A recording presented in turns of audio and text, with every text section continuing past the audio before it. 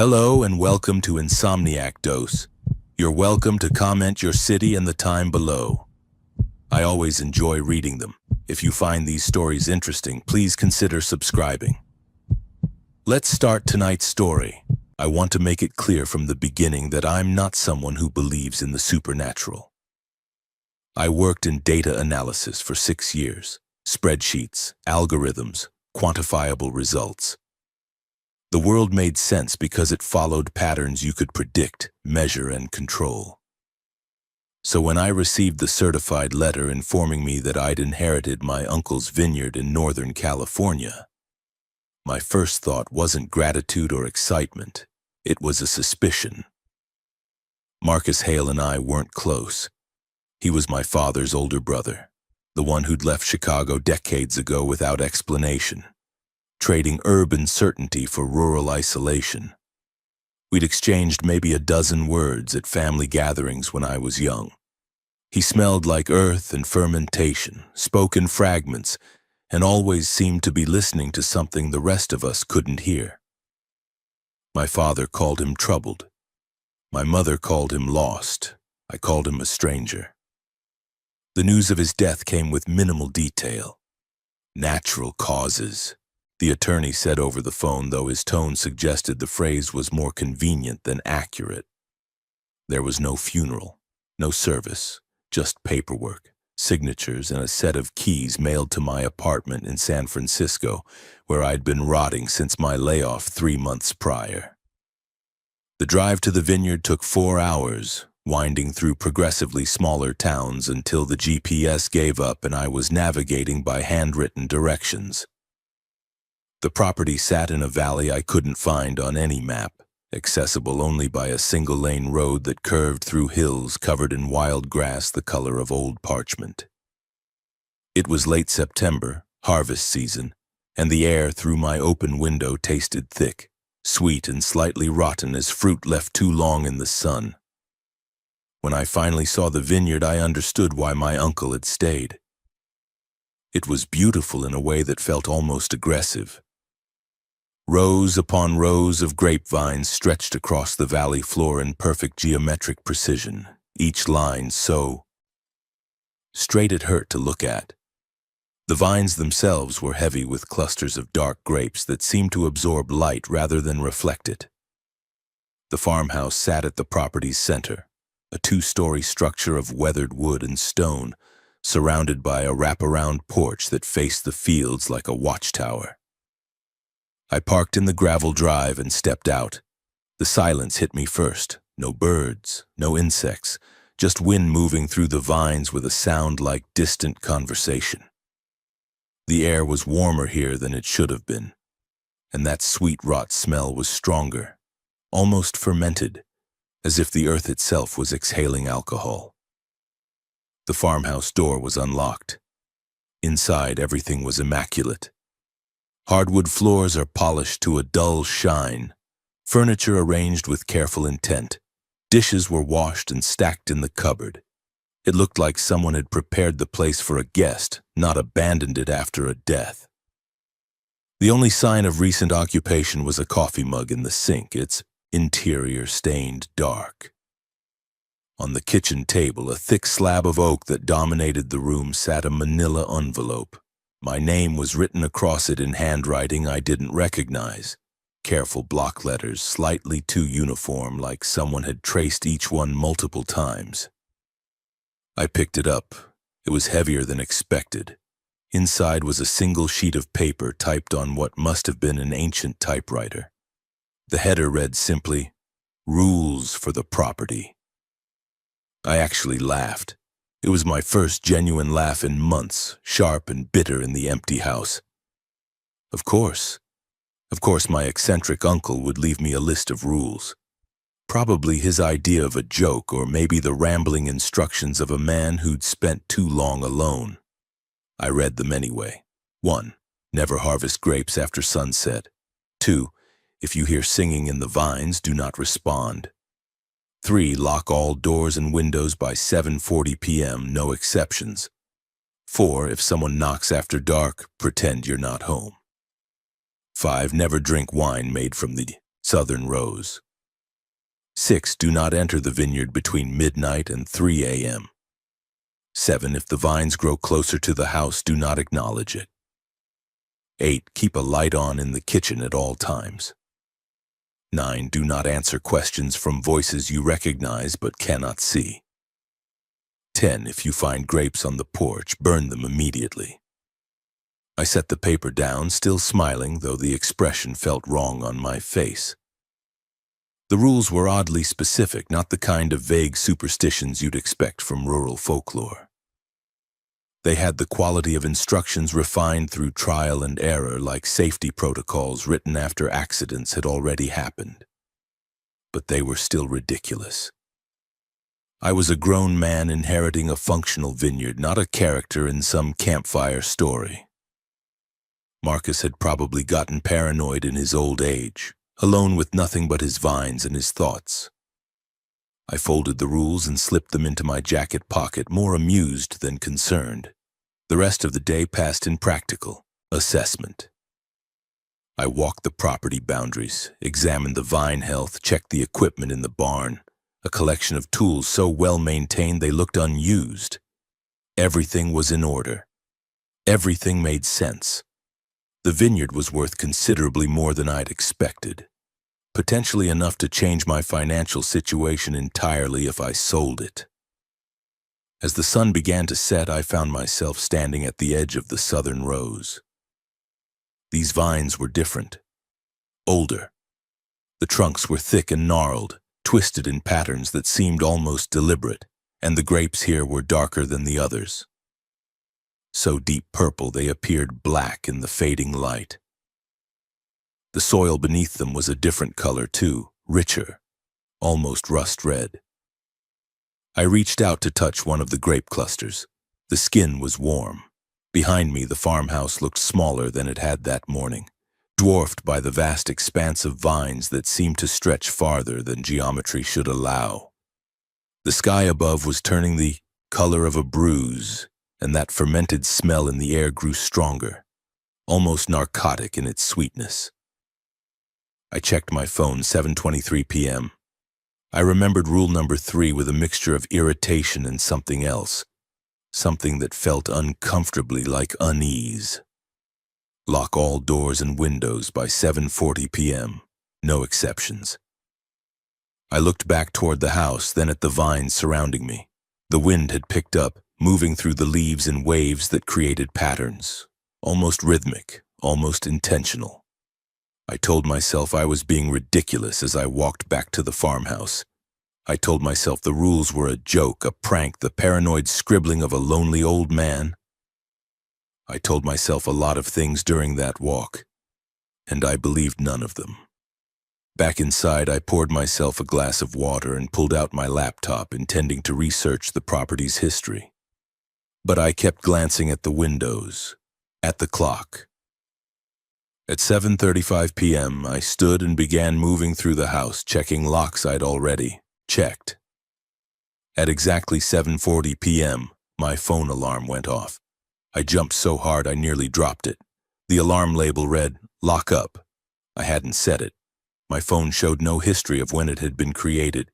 It simply existed, scheduled for 7:40 p.m. every single day with no end date.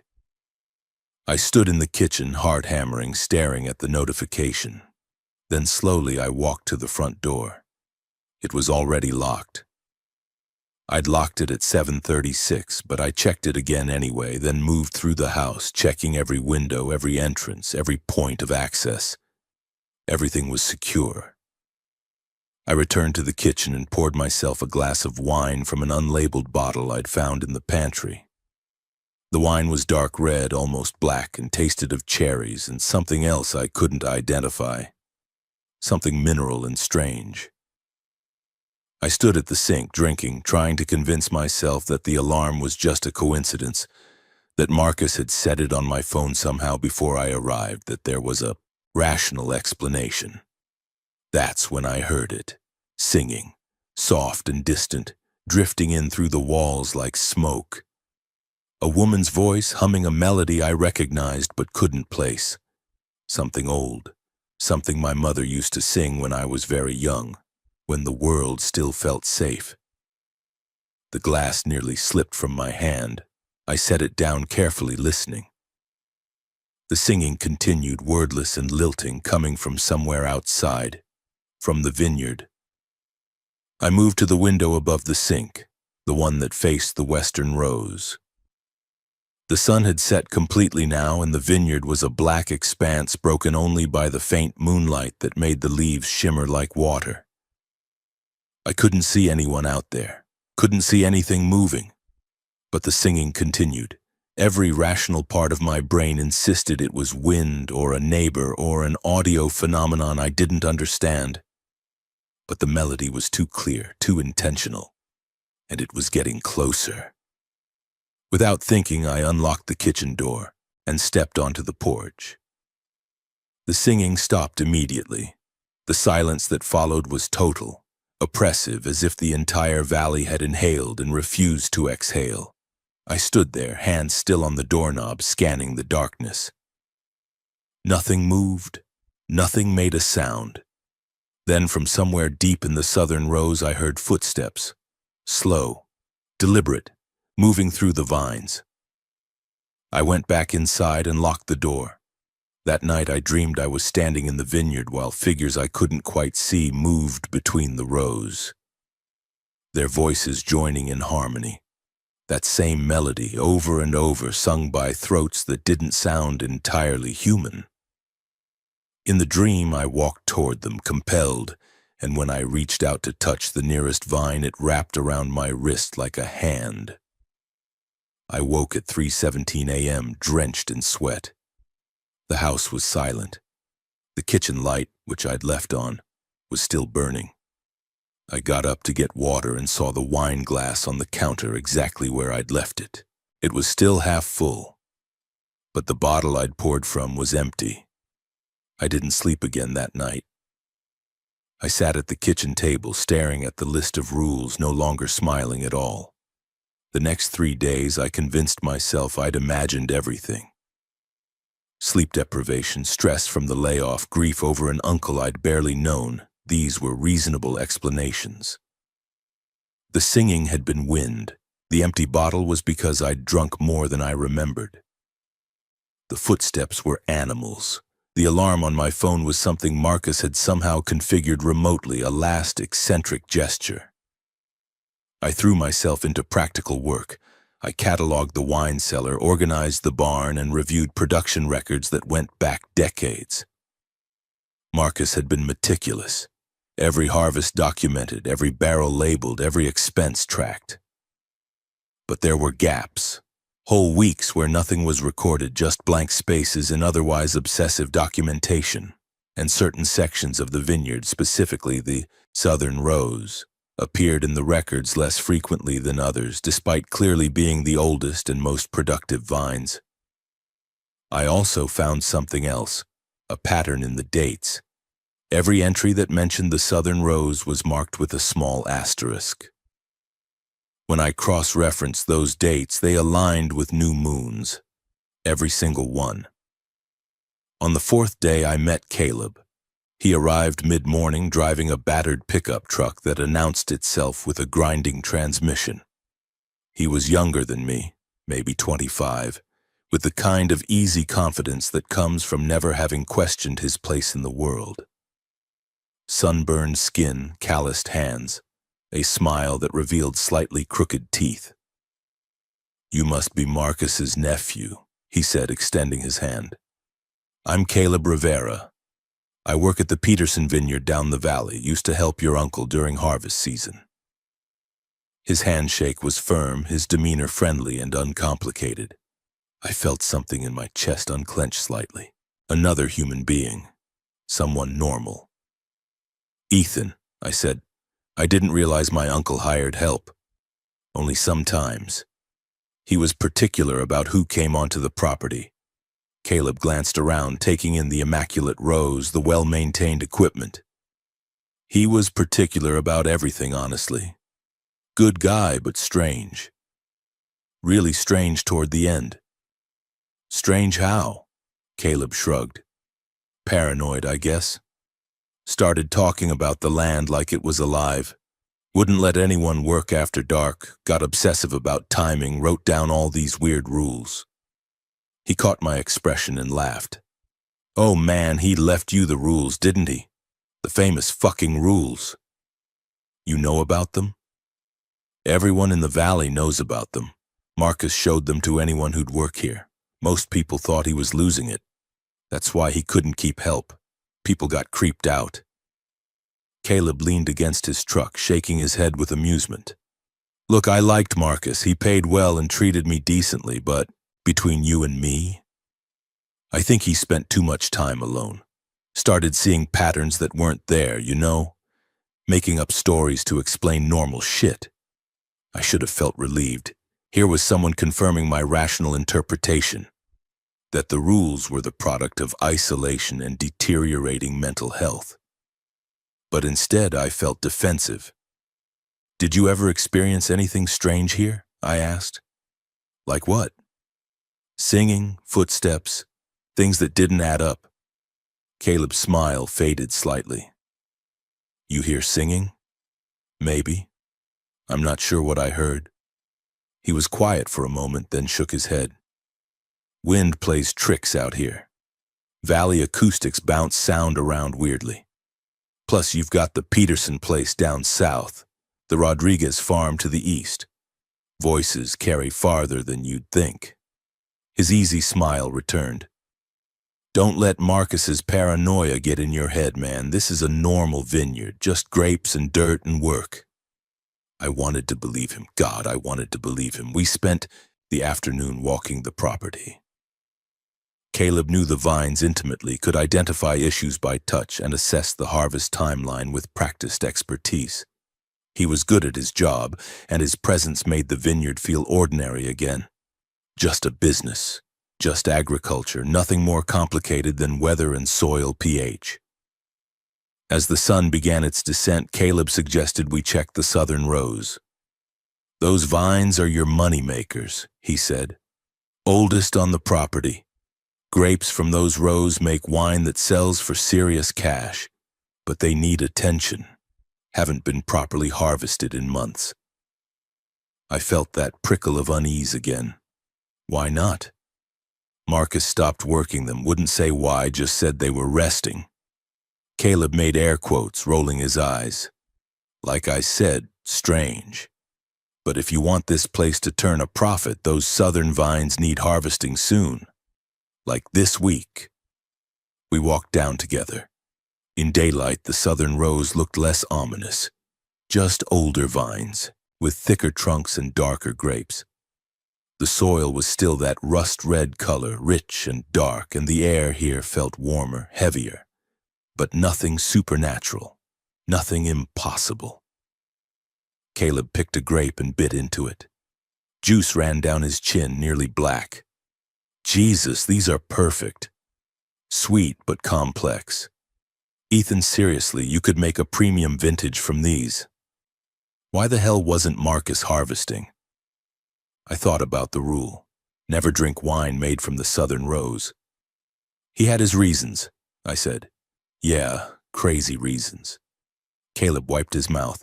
Look, I know I'm just the seasonal help, but I've been doing this my whole life. These grapes need to be picked soon or they'll spoil. Harvest happens at night when it's cooler. That's standard practice for premium grapes. We could do it tomorrow night, get it done in a few hours. The rules say not to harvest after sunset. Caleb stared at me. Then he laughed. A sharp, incredulous sound. You're not seriously following those, are you? Ethan, man, they're not real. They're the ramblings of a guy who stopped being able to tell reality from his own head. I didn't answer. Caleb's expression shifted from amusement to something like concern. Listen, he said, softer now. I get it. New place, family history, weird circumstances, but you can't let Marcus's issues become your issues. This vineyard is a gold mine if you work it right, but it requires actual work, not superstition.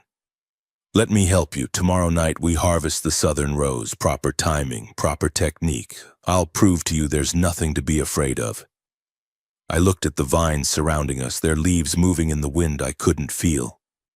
The sun was getting lower. I checked my phone, 6:47 p.m. I'll think about it, I said. Don't think too long. The window for optimal harvest is closing. Caleb headed back toward his truck, then paused. Hey, one more thing. If you do decide to follow Marcus's rules, and I really hope you don't, maybe ask yourself why he wrote them down but never explained them. What was he so afraid people would find out? After he left, I stood in the southern rose as the light faded. The grapes hung heavy all around me, their skins catching the last rays of the sun, and I thought about Caleb's question. What had Marcus been afraid of? That night I made a decision. I would prove the rules were meaningless. I would demonstrate to myself, to Caleb, to the memory of my paranoid uncle, that this was just a vineyard, that the world still followed rational patterns. At 7:45 p.m., I deliberately left the kitchen window unlocked. Nothing happened. The night passed in perfect silence. No singing, no footsteps, no mysterious emptying bottles.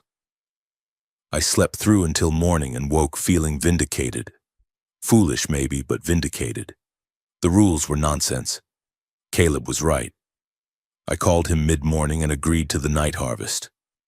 He arrived at 8:30 p.m., his truck loaded with equipment and portable lights. The sun had set an hour earlier and the vineyard was dark except for the moon waxing gibbous, bright enough to cast shadows. Perfect night for it, Caleb said, energized, cool but not cold. Let's make some premium wine. We set up lights in the southern rows, the generators humming as illumination flooded the vines. In the artificial light, the grapes looked even darker, the leaves almost silver. Caleb worked with practiced efficiency, showing me how to cut the clusters and how to handle them to avoid bruising. For the first hour, everything was normal. We filled crate after crate with heavy, perfect grapes. Caleb talked about winemaking, about his family's history in the valley, about his plans to eventually start his own label. His voice was steady, human, real. Then at 10:17 p.m., the generators cut out, both of them simultaneously. The lights died, plunging us into moonlit darkness. Caleb swore and pulled out his phone for light. Probably just overheated, he said. I'll check them. Maybe we should call it a night. We're halfway done. Give me 5 minutes. He walked toward where we'd set up the generators, his phone light bobbing between the vines. I stood alone in the southern rows, surrounded by shadows that seemed to move independently of the wind. That's when I heard it. Singing. The same melody as before, but different now. Multiple voices in harmony coming from somewhere deeper in the vineyard. Caleb's light stopped moving. Do you hear that? He called out. Don't respond to it, I said, my voice sharper than intended. Just come back. It sounds like... He trailed off. His light started moving again, but away from me, toward the singing. Caleb, wait! I ran after him, stumbling through the dark rows, phone light swinging wildly. The singing grew louder, beautiful and terrible, words I almost understood in a language I'd never learned. I caught up to Caleb at the edge of the oldest section, where the vines grew so thick they formed almost a wall. He was standing completely still, phone raised, staring into the darkness between the vines. There's someone in there, he whispered. Someone singing. We need to go, now. But they sound like... Ethan, I think it's my sister. Your sister? Maria. She died when we were kids, but that's her voice. I know my sister's voice.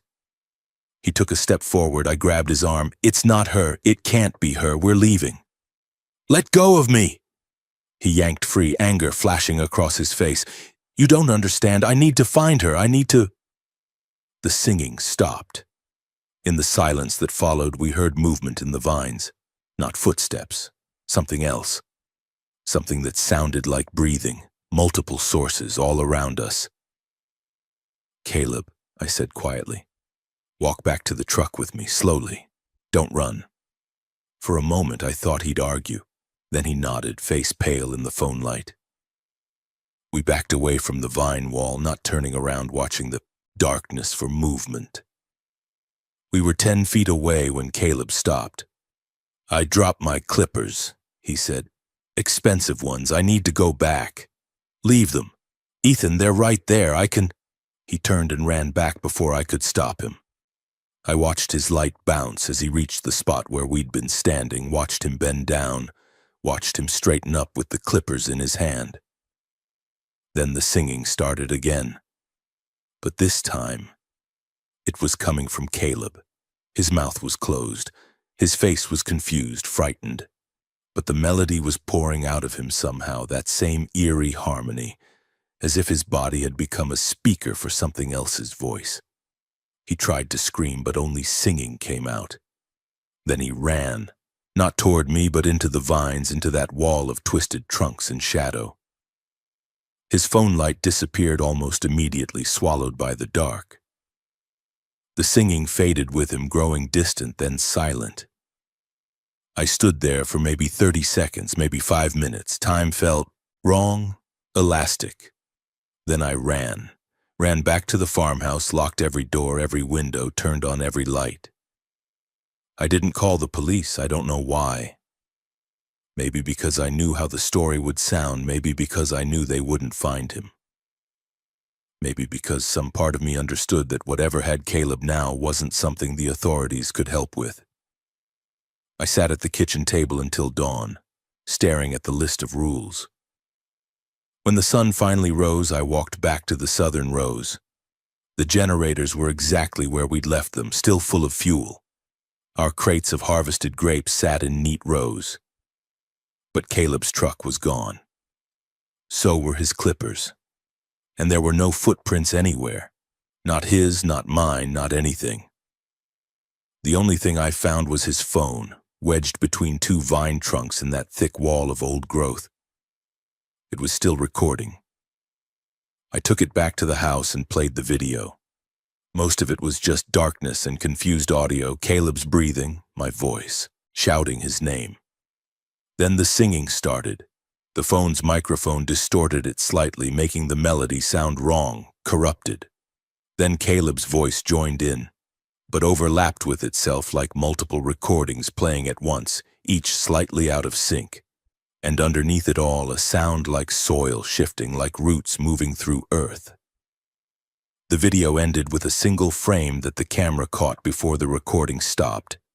Faces in the vines, dozens of them, formed from leaves and shadow and something else, something that looked almost like human features but stretched and wrong. All of them are singing. I deleted the video. I deleted it again from the trash. Then I took Caleb's phone outside and smashed it with a rock until it was plastic fragments and silicon dust. The rules weren't funny anymore. There were instructions for survival. I called Caleb's number 17 times over the next 2 days. Each call went straight to voicemail, a generic automated message, impersonal. I drafted texts I never sent, practiced explanations I couldn't complete. What would I say? That he'd been taken by singing vines? That the vineyard had somehow swallowed him? On the 3rd day, I drove to the Peterson vineyard where Caleb had said he worked. The owner, a weathered man in his 60s named David Peterson, looked at me with polite confusion when I asked about Caleb Rivera. "Don't know anyone by that name," he said. "And I don't hire seasonal help. Family operation." But he told me he worked here. Young guy, mid-20s, drove a beat-up truck. Peterson shook his head slowly.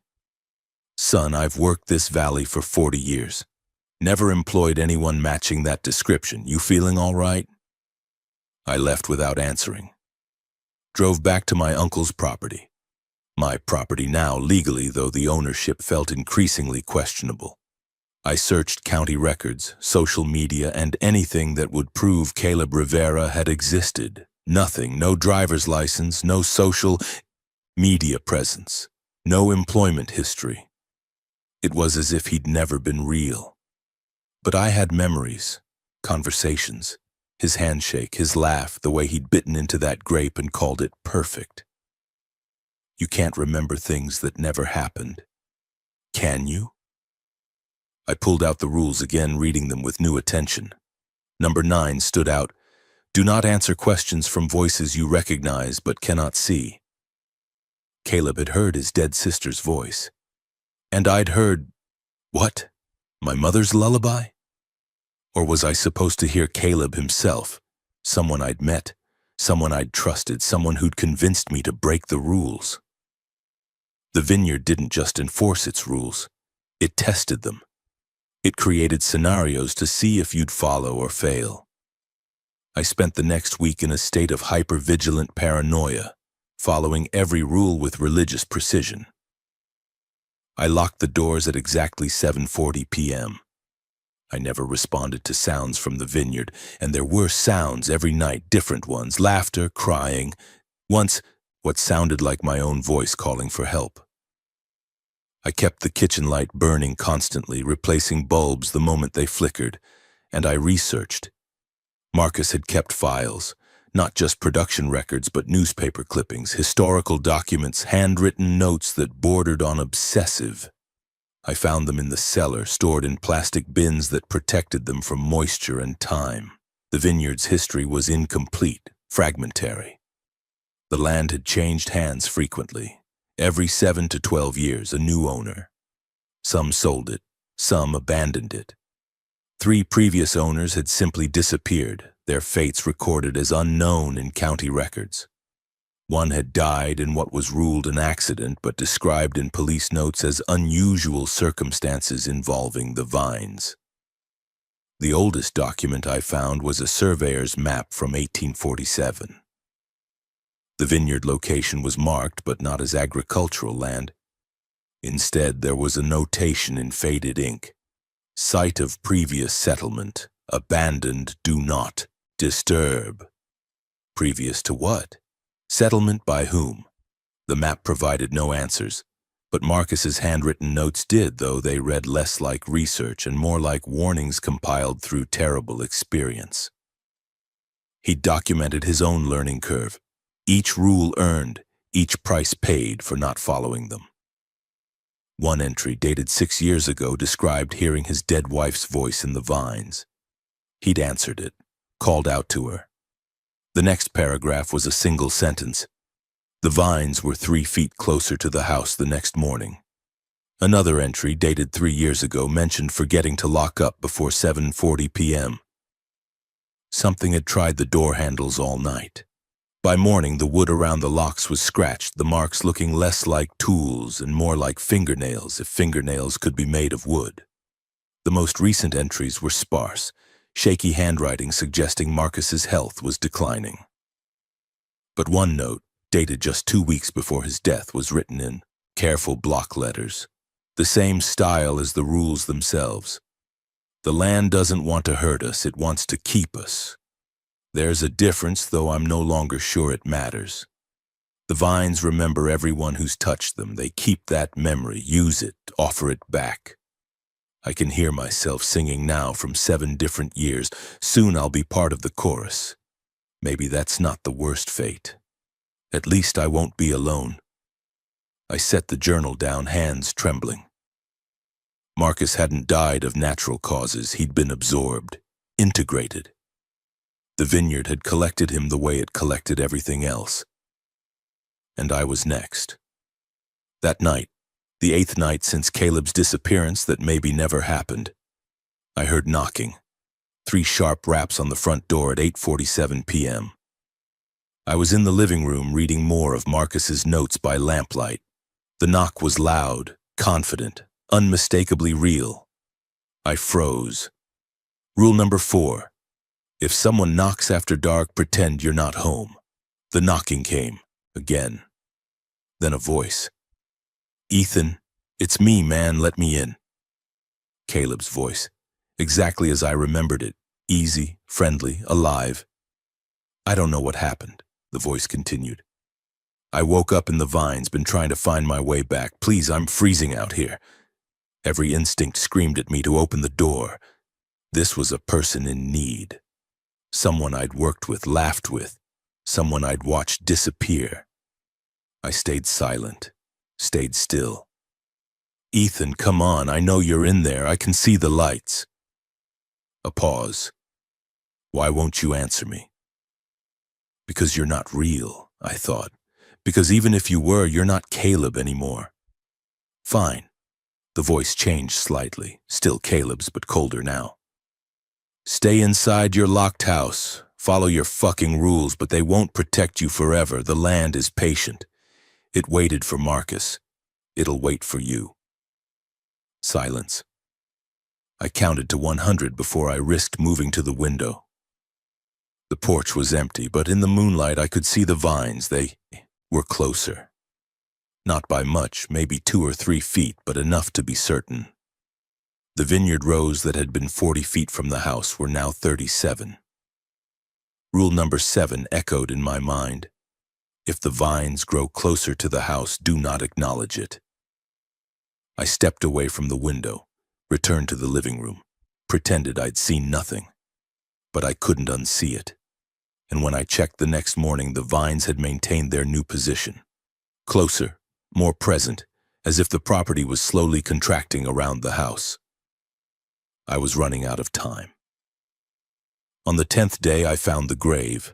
I was walking the northern section, the area farthest from the southern rows where the vines were younger and less oppressive, when I noticed a disturbance in the soil. Not recent, but not ancient either. A rectangular depression about 6 feet long, slightly sunken. There was no marker, no indication of what or who it was. But the vines around it grew differently, bending away from the depression as if avoiding it. I got a shovel from the barn. I don't know why. Maybe I needed to confirm something. Maybe I needed to understand what I was really dealing with. Maybe I'd just crossed some threshold where normal caution no longer applied. I dug for 40 minutes before hitting something solid, not a coffin. A stone, flat and wide, is buried about 3 feet down. I cleared the dirt from its surface and found writing, carved deep, uneven letters that looked hand-done. Here lies the first keeper. He knew the price and paid it, as will those who follow. No name, no date, just a job description and a promise. I covered the stone back up, hands numb despite the warm air. Keeper, not the owner, not a farmer. The word implied responsibility, service, and sacrifice. That night I dreamed about the stone. In the dream I could read more text that hadn't been there, names carved in a spiral around the edges, dozens of them, each one scratched over when the next was added. At the center, freshly carved Marcus Hale, and beneath it, waiting to be filled in, Ethan Hale. I woke screaming into my pillow, lights burning around me, the kitchen visible through the open bedroom door.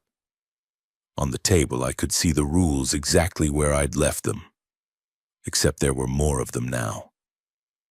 I got up, walked to the kitchen in my boxers and t-shirt, feet cold on the hardwood.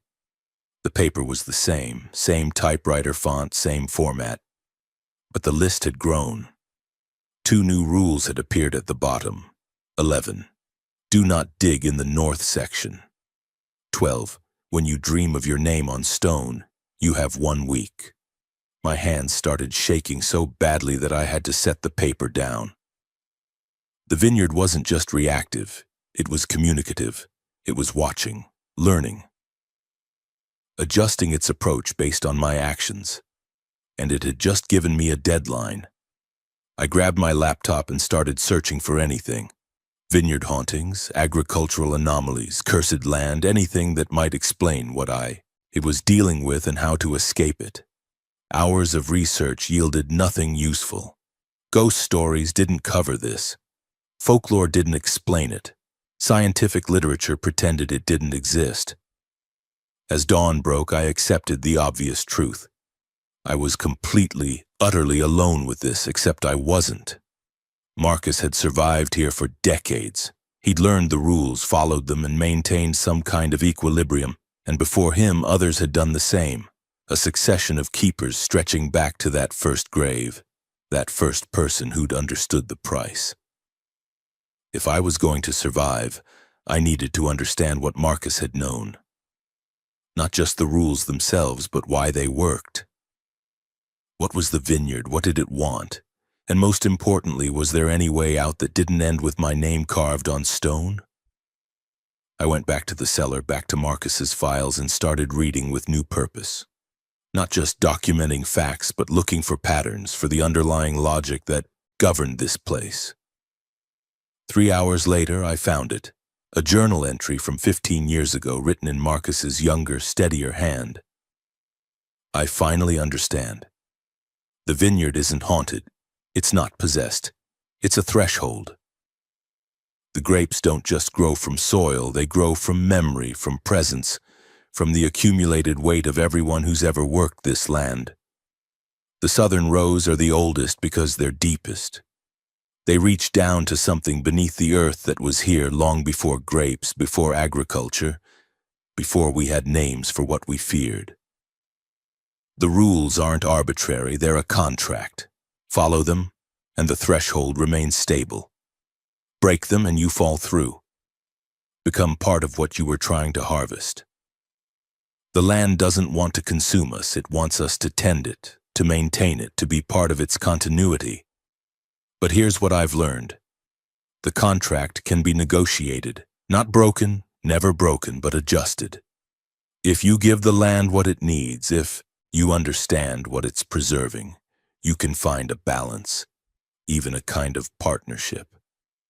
The previous keeper taught me this before he disappeared, and now I'm writing it down for whoever comes next.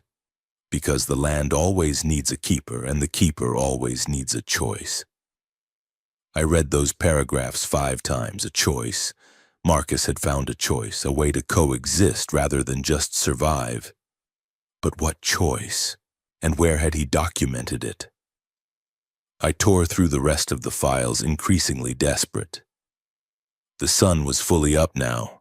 The vineyard visible through the cellar's high windows, rows upon rows of perfect vines heavy with grapes I'd never harvest, tended by something I'd never see.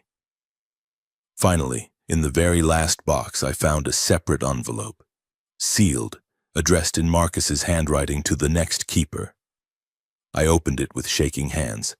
Inside was a single photograph and a handwritten letter. The photograph showed Marcus, maybe 20 years younger, standing in the southern rows, with a woman I didn't recognize. They were both smiling, holding wine glasses, the vines behind them lush and vibrant. On the back, in faded pen, Rosa and me. The day I chose to stay. The letter was longer.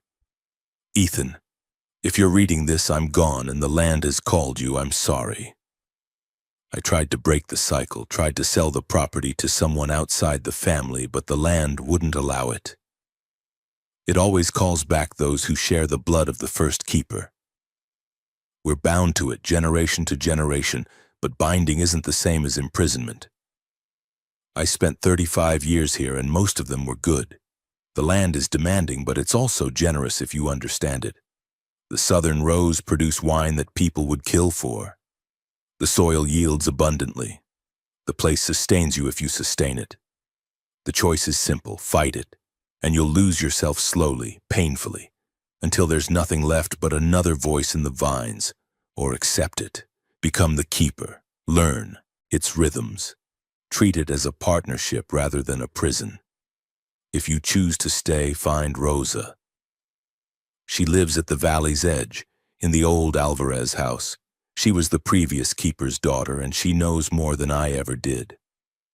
She can teach you what I couldn't write down, how to listen to the land, how to give it what it needs, how to maintain the threshold without losing yourself. If you choose to run, well, you can try. Others have. None made it far. The land's reach is longer than you think, and the calling is stronger than any distance you can travel. I chose to stay. Despite everything, I don't regret it. The land gave me purpose. Solitude when I needed it. connection to something older and stranger than I could have imagined. But it's your choice now. Choose wisely. Choose quickly. The land is patient, but not infinitely so. Marcus. I sat on the cellar floor, letter in hand, as the full weight of my situation settled over me like earth over a coffin. This wasn't just a haunted vineyard. It was a legacy, an inheritance more binding than property, more demanding than blood. The land had chosen me before I'd ever arrived, had orchestrated everything, the layoff, the isolation, the perfect timing, to bring me here when it needed a new keeper. And I had 1 week to decide whether to accept that role or join the chorus of voices in the vines. I folded the letter carefully and climbed back upstairs. Through the kitchen window I could see the southern rows, dark and heavy with grapes that would never be harvested, not by me. Not following the old rules. But maybe there were new rules to learn. Maybe there was a way to be a keeper without being consumed. I pulled out my phone and searched for the Alvarez house. Found an address, found a name, Rosa Alvarez, age 73, listed as residing at the valley's eastern edge. It was 9:47 a.m. I had 6 days left. I got in my car and drove to meet the only person who might understand what I was becoming. The Alvarez house sat at the end of a dirt road that wound through scrub oak and dry grass the color of bone. It was smaller than Marcus's farmhouse, a single-story adobe structure with a tile roof and a covered porch that faced west, toward the valley and the vineyard hidden beyond the hills. I parked next to a decades-old pickup truck held together more by rust than steel and sat for a moment, trying to organize my thoughts into something coherent. What was I going to say? That I'd inherited a supernatural vineyard? That I had 6 days before I turned into fertilizer? Before I could decide, the front door opened. A woman emerged, slight, weathered by sun and time, with silver hair pulled back in a braid and eyes that assessed me with unsettling precision. "You're Marcus's nephew," she said. Not a question. "Ethan Hale. Rosa Alvarez." She didn't move from the porch. "You should have come sooner. I only found Marcus's letter yesterday. I don't mean the letter, I mean the first night. When you heard the singing, you should have known you needed help." She studied me like I was a specimen under glass. "But you're like your uncle. Stubborn. Trying to understand everything with logic and research instead of accepting that some things just are." I got out of the car, legs stiff. "How did you know about the singing?" "Because that's always how it starts. The land tests you gently first. See if you'll listen. Sees if you're too proud to ask for guidance." She turned and walked back into the house, leaving the door open. "Come inside. We have much to discuss and not enough time." The interior was cool and dark, thick walls keeping out the heat. The furniture was simple but well made, and the floors were clean tile. Every surface held plants, succulents, herbs, flowers I couldn't name, all thriving in the low light. The air smelled of sage and something else, something green and ancient. Rosa moved to the kitchen and began making tea without asking if I wanted any. I sat at her small table, feeling like a child called to the principal's office. "Marcus wrote that you were the previous keeper's daughter," I said. "My father, yes, Miguel Alvarez. He tended the land for 42 years before it took him." She poured water over tea leaves, her movements precise and practiced. "I was raised on that property. Learned the rules before I learned to read. Understood the land's nature before I understood my own." "But you left." "When my father died, I was the logical successor. Family blood, years of experience. But the land didn't call me. She brought 2 cups to the table and sat across from me. It calls who it needs, not who expects to serve. It was called Marcus instead, a man from Chicago who'd never farmed a day in his life. Do you know why?" I shook my head. Because the land doesn't need expertise. It needs belief. It needs someone who can accept impossibility and work within it. My father taught me too well. I understood the land as mechanics, as process. Marcus understood it as a mystery. That's what it wanted. The tea was bitter and floral, warming me from the inside despite the heat outside. Marcus's letter said you could teach me things he couldn't write down. Because some knowledge can't be written. It has to be experienced, witnessed, absorbed. She cupped her tea in both hands, steam rising between us. But I can try to give you a framework, context, the land's history as much as anyone knows it. She was quiet for a moment, arranging her thoughts. When she spoke again, her voice had the quality of recitation. A story told many times, refined through repetition. The vineyard stands on a threshold between what is and what was. The indigenous peoples who lived in this valley before European settlement knew it. They had a name for the place, a word that translates roughly as, where the old roots grow. They wouldn't build there, wouldn't farm there, wouldn't even hunt there because the boundaries between past and present were too thin. When settlers came, they saw fertile soil and a favorable climate. They didn't see what the land remembered. The first vineyard was planted in 1847 by a man named Joseph Kern. He lasted 6 months before he started hearing voices. 3 months after that, he was found wandering the rows, talking to people who weren't there. He died in an asylum, screaming about singing grapes. Rosa sipped her tea, letting the history settle. Others tried.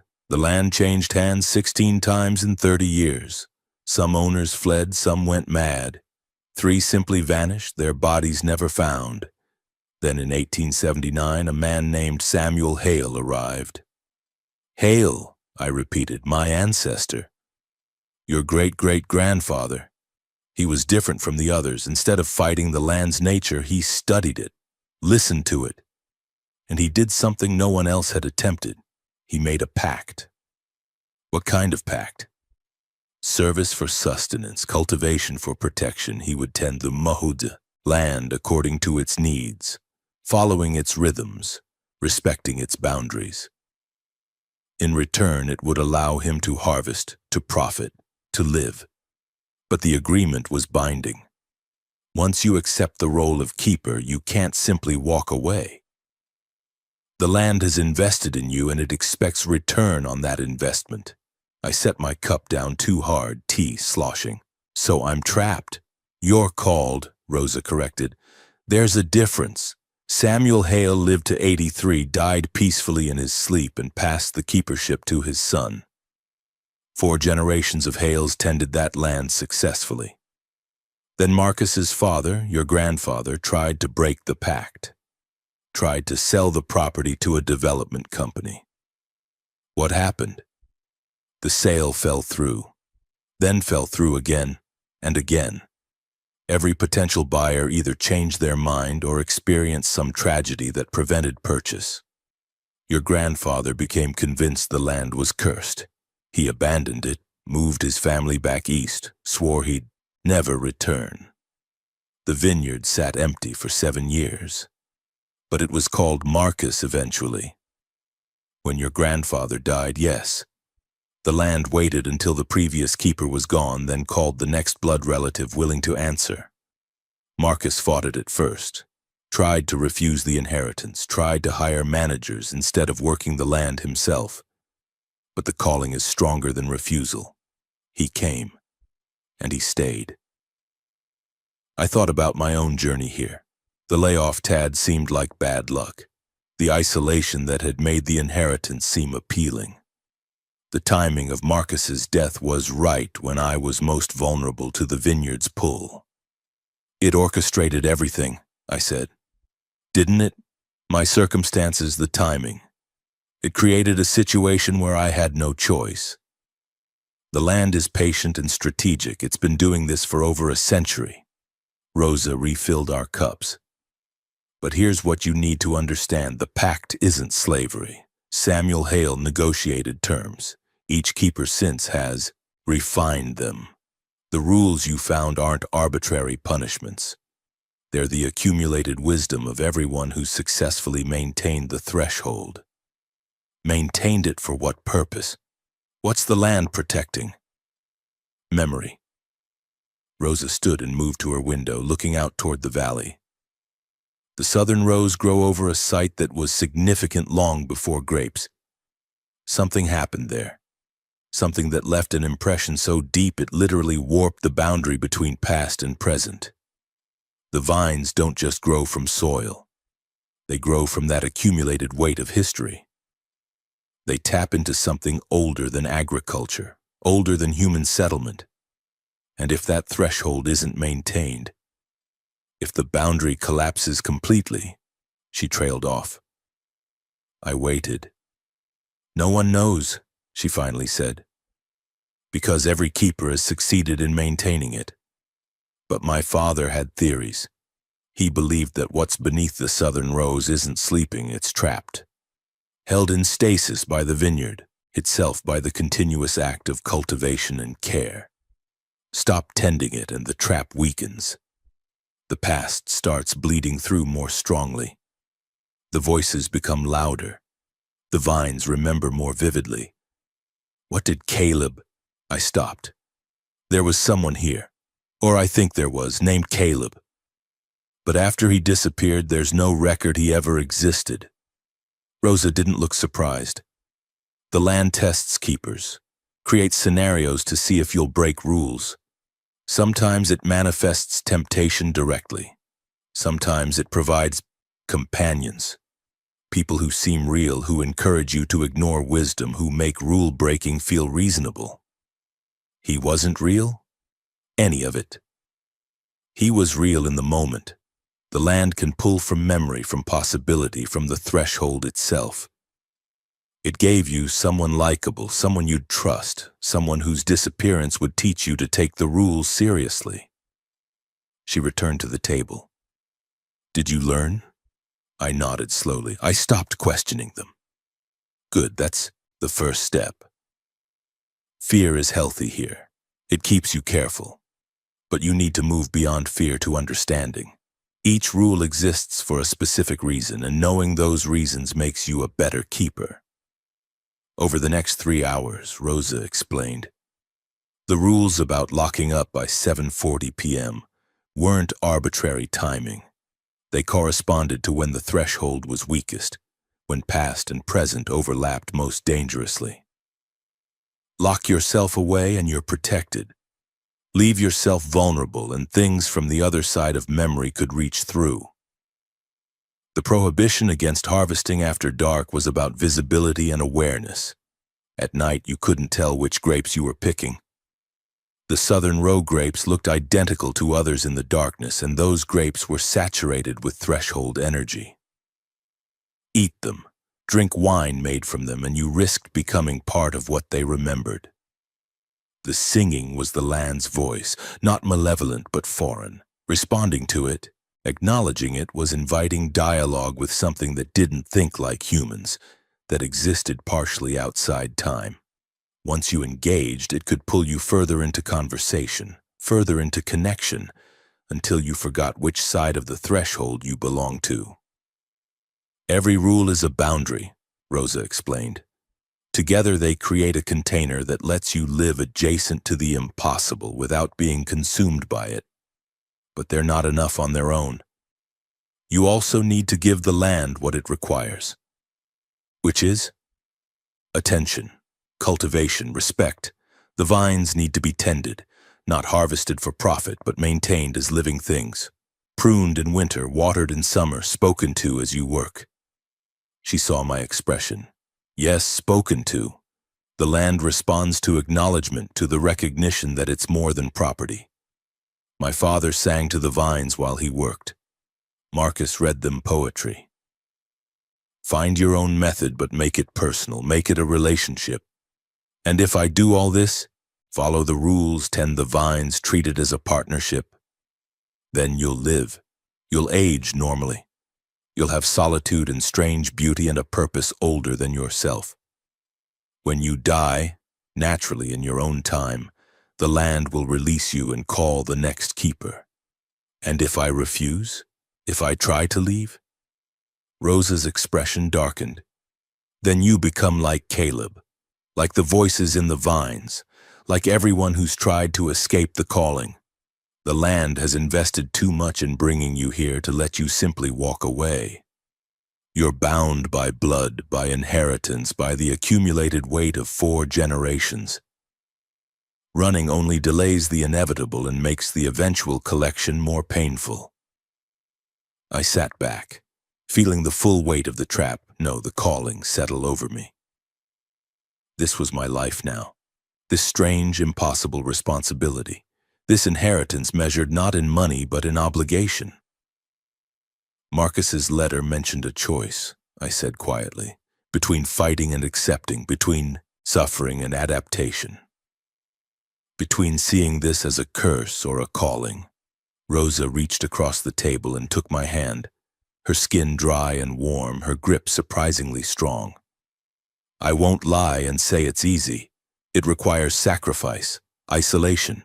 You'll never have a normal life. But normality is overrated, and what you'll gain is something most people never experience. Connection to something vast and old and utterly beyond yourself. Did Marcus regret it? Near the end, he told me it was the most terrifying and most meaningful thing he'd ever done. He said the land taught him to see time differently, to understand memory as something living, to accept mystery without needing to solve it. She released my hand. He died peacefully, Ethan.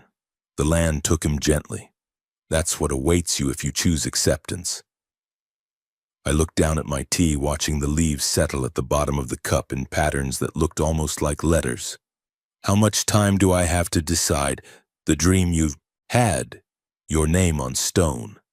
That's the land's way of marking time. 1 week from that dream, you need to make your commitment. Either accept the role and perform the binding ritual, or try to flee and face the consequences. What's the binding ritual? Harvest grapes from the southern rows at dawn. Press them by hand. Mix the juice with your blood. Pour it back into the soil while speaking the keeper's oath. It's not complicated, but it's irreversible. Once you bind yourself, you and the land are connected until death. I stood, suddenly needing to move, needing air. Rosa didn't stop me as I walked to her door and looked out across the valley. Somewhere beyond those hills was the vineyard, waiting, watching, calling. I need to think, I said. You have 4 days left. Use them wisely. Rosa joined me at the door. But Ethan, whether you choose acceptance or refusal, do it with full commitment. Hesitation is the most dangerous thing. The land respects conviction, even if that conviction is to resist. What it can't tolerate is indecision. I nodded and walked back to my car. As I drove away, I saw Rosa standing on her porch, silhouetted against the afternoon light, watching me leave with an expression that looked like pity. Back at the vineyard, everything was exactly as I'd left it. The vines stood in perfect rows. The farmhouse waited, patient. The rules lay on the kitchen table, now 12 lines instead of 10. I spent that evening reading Marcus's journals again, but with new understanding. His words were no longer the ramblings of a paranoid man. They were the documentation of someone learning to live with the impossible, recording the process for whoever came next. One entry dated 5 years ago resonated particularly. People think freedom is the absence of obligation, but I've learned it's the opposite. True freedom is finding an obligation worthy of your life and choosing it fully. The land has given me purpose, structure, a reason to wake up. That transcends myself. Is that imprisonment? Or is it the closest thing to meaning I've ever known? That night I dreamed of the southern rose. In the dream I walked between the vines while voices sang all around me. Some I recognized, most I didn't. They weren't threatening. They were inviting, calling me to join their chorus to add my voice to the accumulated memory of everyone who'd ever tended this place. At the center of the rows stood a figure I couldn't quite see, made of shadow and vine and something else. It spoke without words, directly into my understanding. You are already part of us. You became part of us the moment you accepted the inheritance. The only question is whether you'll be part of us willingly as a keeper or unwillingly as the voices are. Choose. But choose soon. The threshold is weakening and we need a keeper to maintain it. I woke at dawn, sheets soaked with sweat, those wordless words still echoing in my head. 3 days left. I got up, made coffee, and walked out to the southern rows in the early light. The vines were heavy with grapes, almost black in the dawn, their leaves rustling in a wind I couldn't feel. Up close I could see the trunks were carved with patterns. Not random growth, but deliberate marks that looked almost like writing in a language I'd never seen. I reached out and touched one of the trunks. The wood was warm, alive in a way that transcended botany. And for just a moment I heard them. All the voices, all the memories, all the accumulated presence of everyone who'd ever stood where I was standing. Singing, calling, welcoming. I pulled my hand back, heart racing, but the fear was different now. Not terror of the unknown, but awe at the magnitude of what I was being asked to join. I had 3 days to decide if I would. I spent the next 2 days in a state of suspended existence, following the rules mechanically, tending the vines without commitment, treating each hour as if it might be my last on the property. I cataloged my options obsessively, running scenarios that all ended the same way: acceptance or dissolution. On the morning of the second day after visiting Rosa, I woke to find something on the porch. Grapes. A single cluster, dark and perfect, lay carefully on the weathered boards directly in front of the door. The stems were still attached to a small section of vine, as if they'd been carefully cut rather than plucked. Rule number 10. If you find grapes on the porch, burn them immediately. I stared at them for a long moment. They looked innocuous, beautiful even in the early morning light.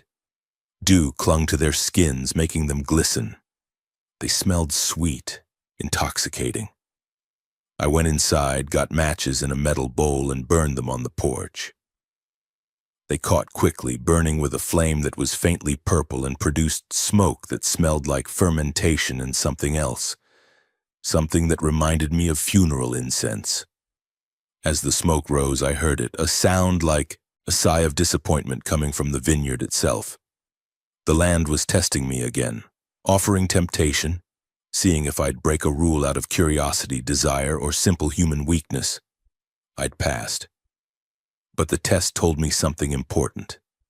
The land was actively engaged now. It knew my deadline was approaching.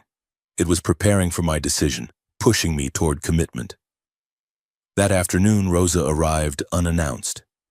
I saw her truck coming up the drive and met her on the porch where ash from the burned grapes still stained the boards. "You burned them," she said, nodding at the residue. "Good. What would have happened if I'd eaten them?" "You would have seen things, beautiful things, memories of the vineyard's best harvests, visions of prosperity and connection. The land would have shown you everything you could gain from acceptance." She climbed the porch steps slowly, joints stiff. "But they would have been true things. That's what makes the temptation so dangerous. It's not lying.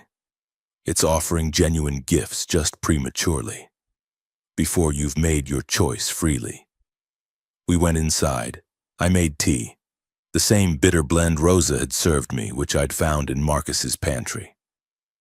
She sat at the kitchen table, looking around the farmhouse with an expression I couldn't quite read.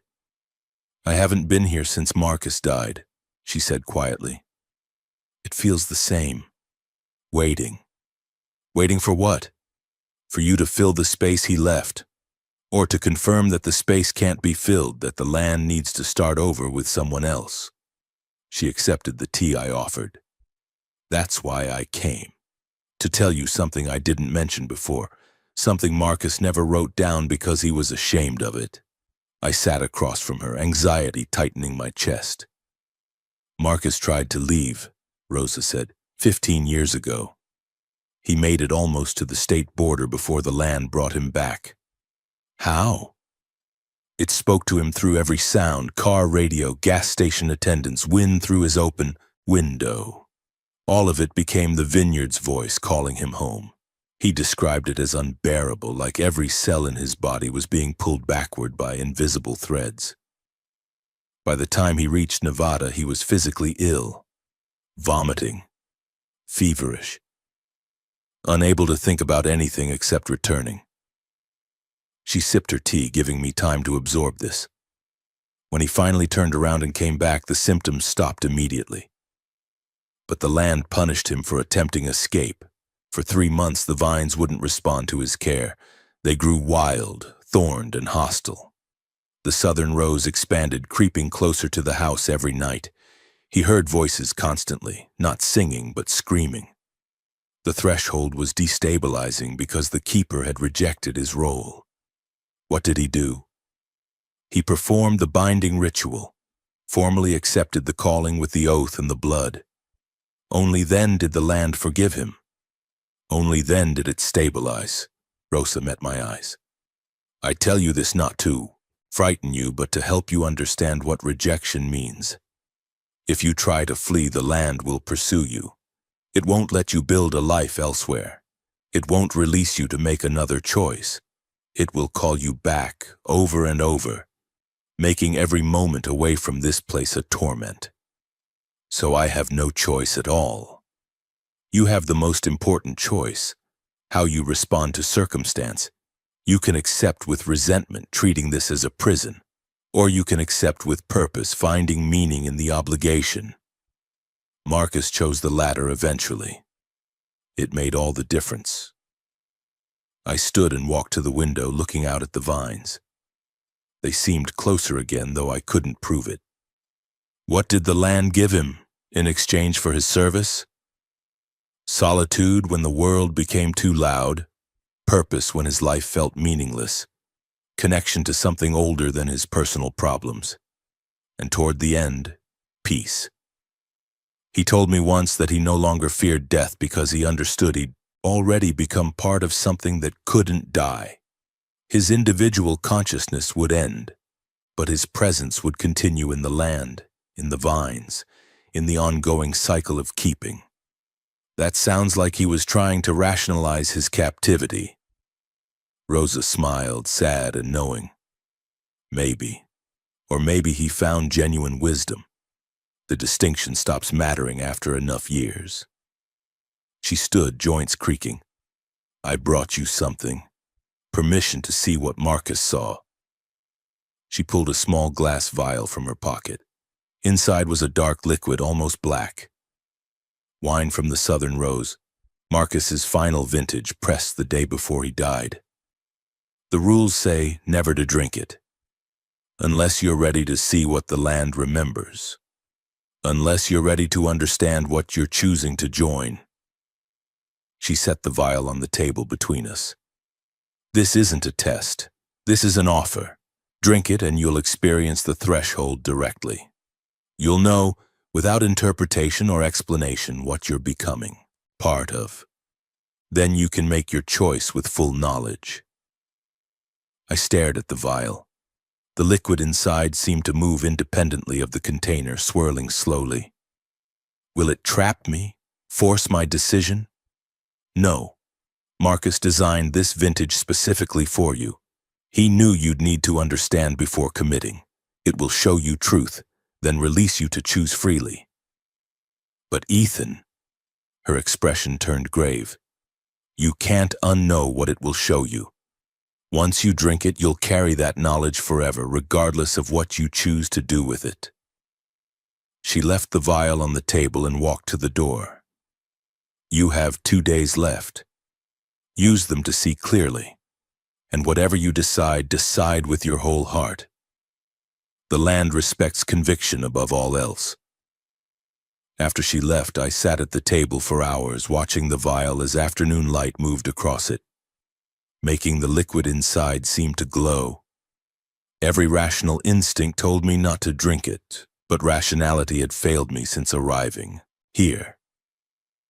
Logic couldn't explain singing vines, impossible visitors, or rules that worked despite making no sense. Maybe it was time to stop trying to understand intellectually and start understanding directly. At sunset, I opened the vial. The wine smelled like earth after rain, like fermentation and memory and time itself. I hesitated, the glass rim touching my lips. Then I drank. The world inverted. I was no longer in the farmhouse, but standing in the southern rows at a moment that was both now and centuries ago. The vines around me were young and old simultaneously. I could see them as saplings and ancient trunks occupying the same space. Time had collapsed into a single point, and I was standing at its center. Voices surrounded me, but I could understand them now. They weren't threatening. They were remembering. I saw the indigenous peoples who'd first marked this place as sacred, who'd recognized the threshold and chosen to honor it from a distance. I felt their reverence, their careful avoidance, their understanding that some places belong to the earth's memory rather than human use. I saw Joseph Kern, the first farmer who'd planted vines, ignorant of what he was disturbing. Watched him slowly unravel as the land pushed back against his intrusion, sending him memories he couldn't contextualize, voices he couldn't ignore. I saw Samuel Hale arrive, saw him discover the threshold and make a different choice, not to conquer or flee, but to serve. I felt his decision like it was my own, the conscious surrender to something larger, the transformation of fear into duty. Then I saw the others. Generation after generation of keepers, each finding their own relationship with the land. Some struggled, some thrived, but all of them eventually found a kind of peace in the role. Not because the land forced them to feel it, but because humans need purpose. And the land provided purpose that was ancient and strange and infinitely larger than individual concerns. I saw Marcus. Saw his arrival, his resistance, his attempted escape, his eventual acceptance. Watched him age across 35 years, watched him develop a genuine love for this place that had trapped him. In his final days, he wasn't afraid. He was grateful. The land had given him meaning when nothing else could. And then I saw what lay beneath the southern rose. Not a monster, not a demon, not anything malevolent. Just memory itself, concentrated and preserved, pressing up against the boundary of the present like pressure against a dam.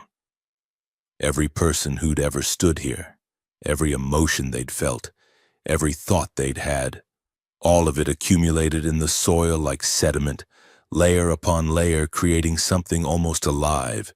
The vineyard wasn't trapping these memories, it was holding them gently, giving them form and expression through the vines. The grapes themselves were crystallized memory, and the wine made from them was liquid time. The land wasn't evil, it was a custodian, and it needed keepers to help it maintain that sacred task. I understood, finally understood what I was being asked to join. Not a curse, not a prison, but a lineage of remembering, a duty to keep the past from overwhelming the present, to tend the boundary where human time met something older. The vision released me. I was back in the farmhouse on my knees, the empty vial on the floor beside me. Tears ran down my face, though I didn't remember starting to cry. I'd seen it, all of it, the weight and the beauty and the terrible, awesome responsibility. And I had to choose. I stood on shaking legs and walked outside. The vineyard stretched before me in the twilight, rows upon rows of vines that were no longer just plants but living archives. I could feel them differently now, not threatening but waiting. Patient. I understand, I said aloud, my voice small in the vast silence. I understand what you are. The wind picked up, moving through the vines in patterns that sounded almost like acknowledgement. I went back inside and pulled out Marcus's final letter, reading it again with new comprehension. His words about choice, about meaning, about the land giving him purpose, they weren't rationalizations. They were testimony from someone who'd walked this path and found it worthwhile. But understanding wasn't the same as accepting. I could comprehend the land's nature, appreciate its role, even respect its custodial mission. That didn't mean I was ready to surrender my life to it. I had 2 days left. 2 days to decide if I would become what Marcus became, what Samuel Hale became, what the long line of keepers had become. 2 days to choose between an impossible responsibility and an equally impossible escape. That night I didn't sleep. I sat on the porch watching the stars wheel overhead, feeling the vineyard's presence like a second heartbeat beneath my own. The vines were closer again. I could admit it now. Maybe 30 feet from the house when they'd been 40, on my first day. The land was contracting around me, tightening its hold, preparing for my decision. At dawn, I made a choice. Not the final choice. Not yet, but an interim one. I would spend the next 2 days fully engaged. I would tend the vines as a keeper would. I would speak to them, care for them, treat the land as the living archive it was. Not as a commitment, but as a trial. I would see if I could imagine myself doing this for the rest of my life. If I could, I would accept. If I couldn't, I would at least understand exactly what I was refusing. I started in the northern section, the youngest vines. As I worked, pruning, adjusting irrigation, checking for disease, I did what Rosa had suggested. I spoke to them. I don't know if I can do this, I said quietly, hands in the soil. I don't know if I'm strong enough to be what you need. The vines didn't answer, but they didn't need to. The work itself was answer enough, rhythmic, meditative, connecting me to the earth in a way I'd never experienced in my old life of spreadsheets and algorithms. I worked until sunset, stopping only to lock up at 7:40 p.m.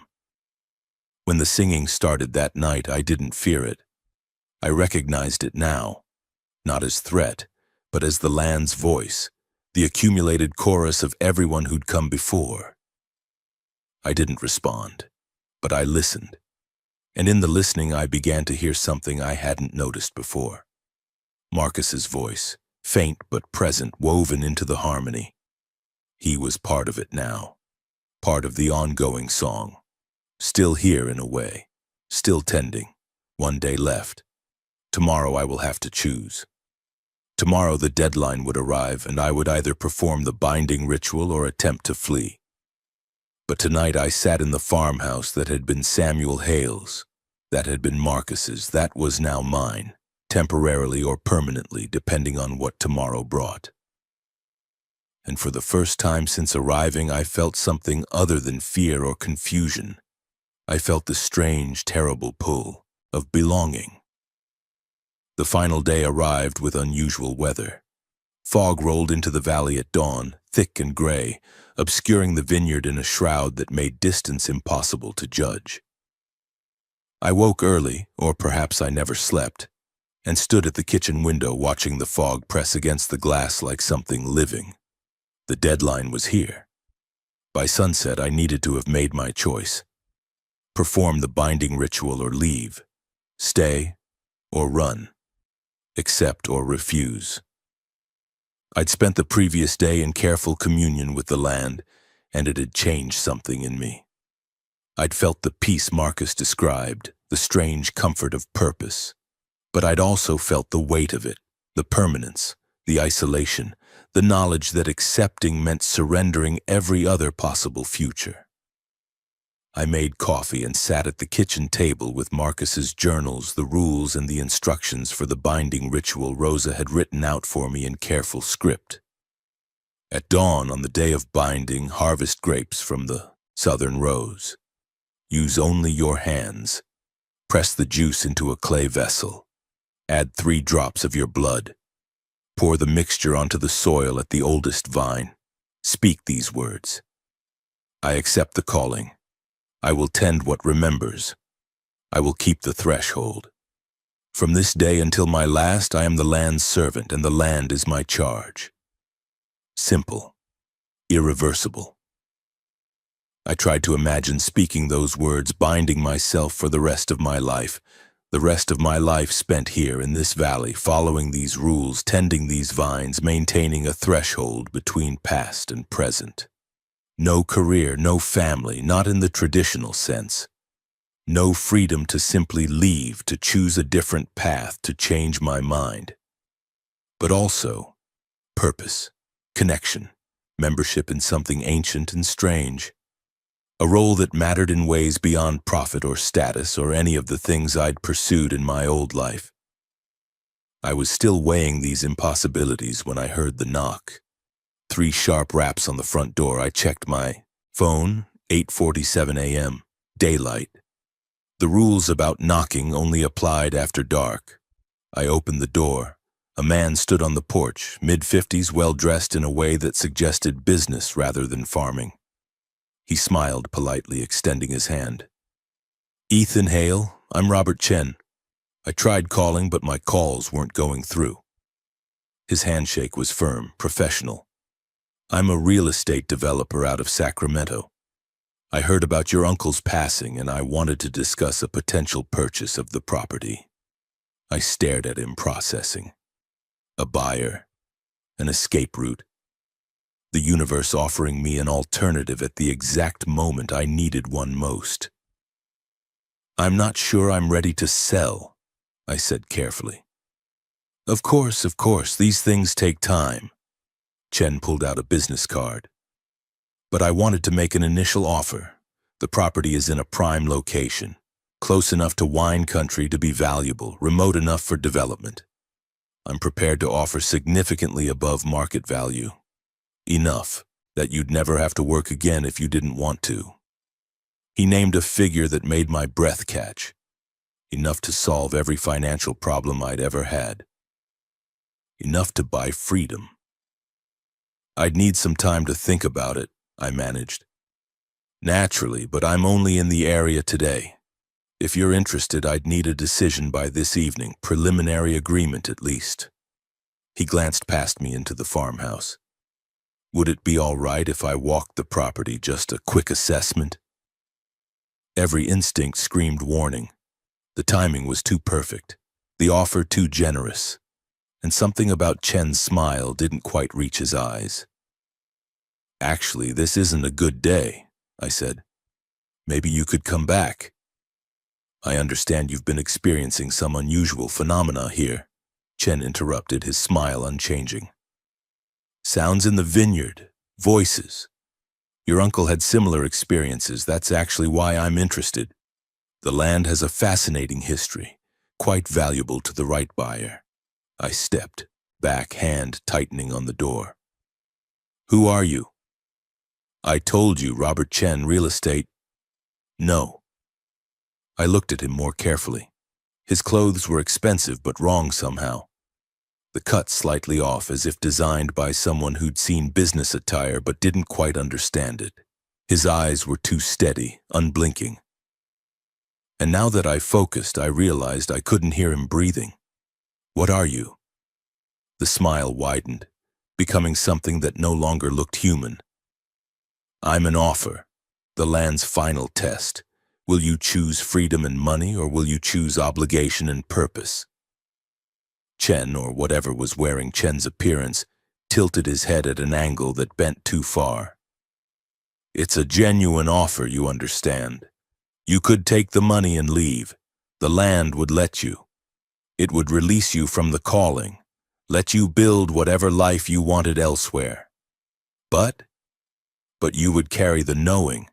You've drunk from the southern rose. You've seen what the land preserves. That memory doesn't fade. Every day for the rest of your life, you would know you abandoned your post. You would know the threshold is weakening without a keeper.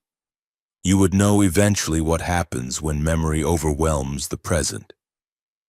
The thing that wasn't Chen leaned closer. Freedom has a price. So does responsibility. The land is letting you choose which price you're willing to pay. And if I refuse both? If I don't take the money but don't perform the ritual? Then you join the voices in the vines, neither free nor purposeful, just dissolved, part of the chorus without the dignity of having chosen it. Not Chen straightened, his form starting to blur at the edges. You have until sunset, Ethan Hale. Choose wisely. He turned and walked off the porch. I watched him disappear into the fog, his outline dissolving until I couldn't tell whether he'd walked away or simply ceased existing. I closed and locked the door, heart hammering. The land was pushing me, creating pressure, making the choice urgent. I spent the next hour pacing, thinking, trying to find some third option that didn't exist. Every path led to the same two endpoints: binding or escape, responsibility or freedom, purpose or possibility. At noon, something else happened. The phone rang. I'd had virtually no cell service since arriving, but now it rang clearly. I didn't recognize the number. Against my better judgment, I answered, "Ethan?" A woman's voice, familiar, impossible. "Mom? Honey, I've been so worried about you." My mother's voice, exactly as I remembered it, though she'd been dead for 3 years. "You haven't called? You haven't visited? Are you eating properly?" I nearly dropped the phone. Rule number 9, do not answer questions from voices you recognize but cannot see. "You're not my mother," I said, voice shaking. "Of course I am. Who else would I be?" The voice carried that particular tone of maternal concern I remembered so well. "Sweetie, I heard about the vineyard, about the inheritance. You need to leave that place. It's not safe. Your father and I, we want you to come home." "Dad's alive?" "Of course he's alive. We're both here waiting for you. Just get in your car and drive back to the city. We'll have dinner ready. Everything will be like it was before all this strangeness." Tears streamed down my face, though I couldn't have said whether they were from grief or rage or the terrible temptation of believing the lie. "You're not real. Neither of you are real. Ethan, please, you're scaring us. Just come home. Tell me something only my mother would know," I demanded. "Tell me what she said to me in the hospital before she died." Silence on the line. Then in a voice that no longer sounded quite like my mother, "The land is offering you a gift, a chance to undo grief. Accept the money, leave the vineyard, and in time you'll forget this ever happened. You'll forget the rules, the voices, all of it. You'll remember only that you inherited property and sold it for a profit. Your mind will heal. Your life will normalize. That's not how memory works. The land can make it work that way. It controls memory after all. It could simply edit yours, remove the burden of knowing, let you be free in truth, not just in body." I hung up, turned off the phone, set it on the table and backed away from it as if it were venomous. The land was offering me everything: money, freedom, even the erasure of the trauma of choice. All I had to do was leave, take the gift and go. But I'd seen what was beneath the southern rose. I'd felt the weight of accumulated memory, the importance of the threshold, the necessity of the keeper's role. If I left, that burden would fall to who? The land would have to call someone else, another blood relative, another person dragged into this impossible situation, forced to choose between the same terrible options. Or the threshold would fail entirely. Memory would bleed through without restraint. The past would overwhelm the present, and I had no idea what that would mean for the valley, for the region, for anyone who came near this place. At 3 p.m., the knocking started. Not on the door, on every window, every wall.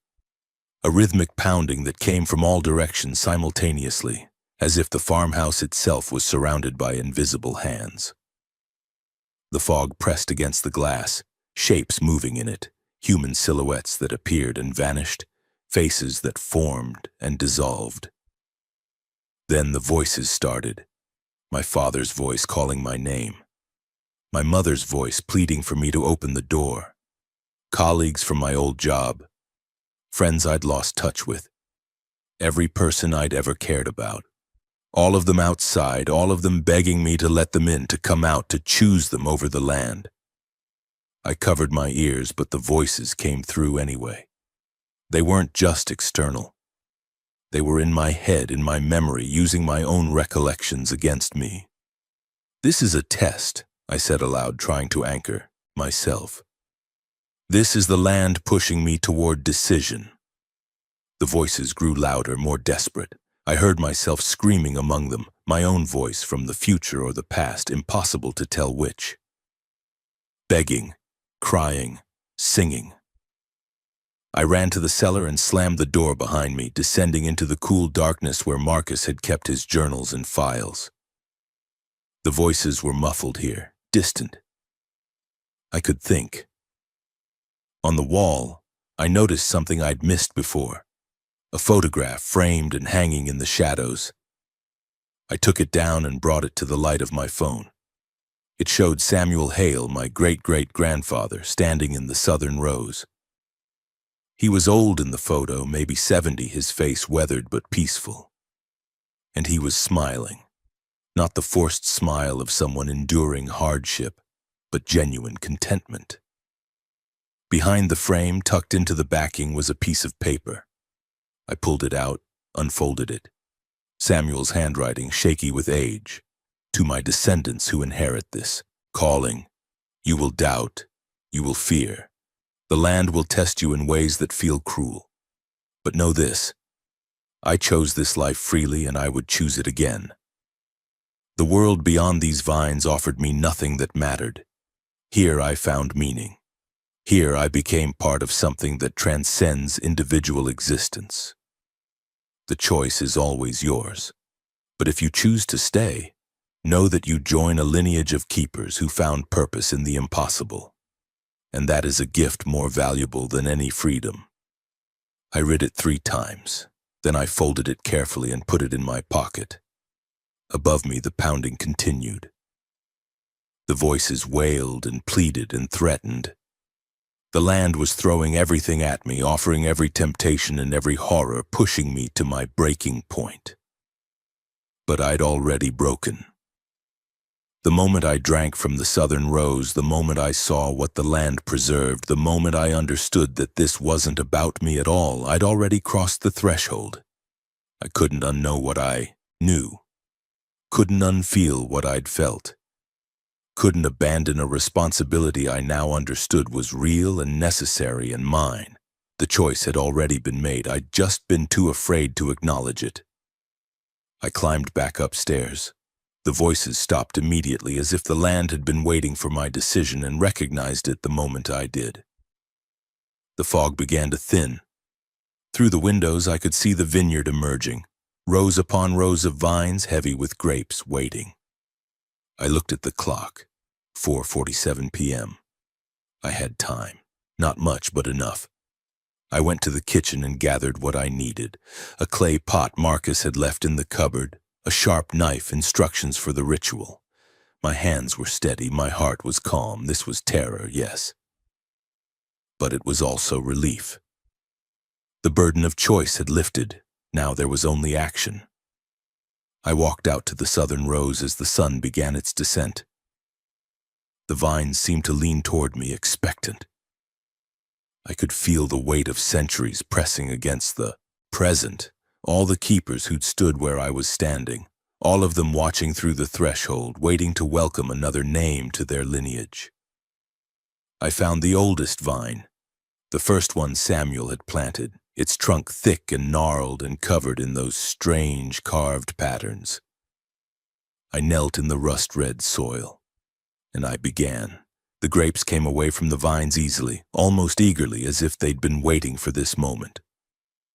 I worked quickly but carefully, filling the clay pot with clusters from the oldest vines in the southern rows.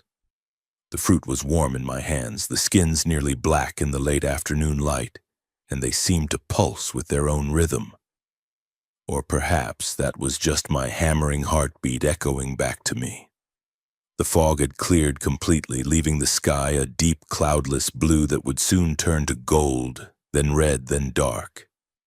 I had perhaps an hour before sunset. Enough time if I didn't hesitate. I carried the filled pot back to the barn where Marcus had kept a traditional grape press, a wooden device that looked ancient, its surfaces stained dark from decades of use. I loaded the grapes and began to press, using my hands as the instructions specified. The juice ran dark as ink, collecting in a basin below. The smell was overwhelming, not just fermentation, but something older. Earth after rain, autumn leaves, the metallic tang of soil rich in iron. And underneath it all, something I couldn't name, something that smelled the way old photographs look. When I'd extracted enough juice to fill the clay pot halfway, I stopped. My hands were stained purple-black and they tingled strangely as if the juice was slightly electric. I carried the pot back to the southern rose, to the oldest vine, and knelt in the soil before it. The knife was sharp. I didn't let myself think too much about what came next. I drew the blade across my left palm. The pain was bright and immediate, but I held my hand steady over the pot, watching 3 drops of blood fall into the dark juice. They swirled and mixed, and for a moment I thought I saw patterns in the liquid, faces maybe, or symbols, or something between the two. Then I began to pour. The mixture sank into the rust-red soil, absorbed instantly as if the earth was desperately thirsty. As I poured, I spoke the words Rosa had given me, and I meant every syllable. I accept the calling. I will tend what remembers. I will keep the threshold. From this day until my last, I am the land's servant, and the land is my charge. The moment the final word left my lips, the world changed. Not visibly. The vineyard still looked the same. The sun still hung in the same position. The vines still stood in their perfect rows. But everything felt different, heavier, more present, as if reality had gained an extra dimension I'd been previously unable to perceive. I could feel the land now, not as metaphor but as actual sensation. It pressed against my awareness like a second consciousness, vast and patient and immensely old. It knew me. It had always known me, had been waiting for me since the moment of my birth, perhaps longer, tracking the bloodline that led from Samuel Hale through the generations to me. And now, we were bound. I stood on shaking legs, the empty pot falling from my hands. The cut on my palm had already stopped bleeding, sealed by something that wasn't quite healing. The edges of the wound had simply closed, as if my body now followed different rules. The sun touched the horizon, spilling red-gold light across the valley. The vines cast long shadows that stretched toward me like reaching hands. Then the singing started. But this time it wasn't frightening. This time I could understand it, not the words, because there weren't words, but the meaning beneath them. Welcome, recognition, relief. The chorus of voices that had terrified me for weeks now felt like greeting, like the land and all its accumulated memory acknowledging their new keeper. I heard Marcus in that chorus, clear and distinct, his voice carrying pride and approval and something like love. I heard Samuel Hale, heard my grandfather who'd tried to flee but had still loved this place in his own complicated way. Heard dozens of others, the whole lineage of keepers stretching back to the very first person who'd recognized the threshold and chosen to maintain it. And I understood. They weren't trapped. They weren't prisoners. They were part of the land's continuity, their consciousnesses preserved the way the land preserved all memory. They still existed in a way, still tended, still kept the threshold even in death. One day I would join them. My voice would be added to the chorus. My memory would be woven into the vineyard. and I would continue the work I'd just sworn to uphold. The thought should have terrified me. Instead, it brought strange comfort. I wouldn't simply end. I would continue, transformed but present, part of something that transcended individual mortality. But that was distant, theoretical. What mattered now was the immediate reality. I was the keeper. The land was my responsibility, and I had work to do. I walked back to the farmhouse as darkness fell, following the 7:40 p.m. lock-up rule from habit that was already becoming instinct. But when I reached the porch, I found someone waiting. Not Chen stood there again, but his form was unstable now, flickering between human appearance and something else. Something made of vine and shadow and old soil. He smiled his too wide smile. "You chose," he said, not a question. "I chose." The land is pleased, but pleased is not the same as satisfied. He gestured toward the southern rose. "You've bound yourself, yes, but the threshold is still weak. Too many years of Marcus's failing health, too many months without a keeper. The boundary has thinned dangerously. Memory is pressing through too strongly. What do I need to do? Reinforce it, pour your attention into the land, tend it as it hasn't been tended in years.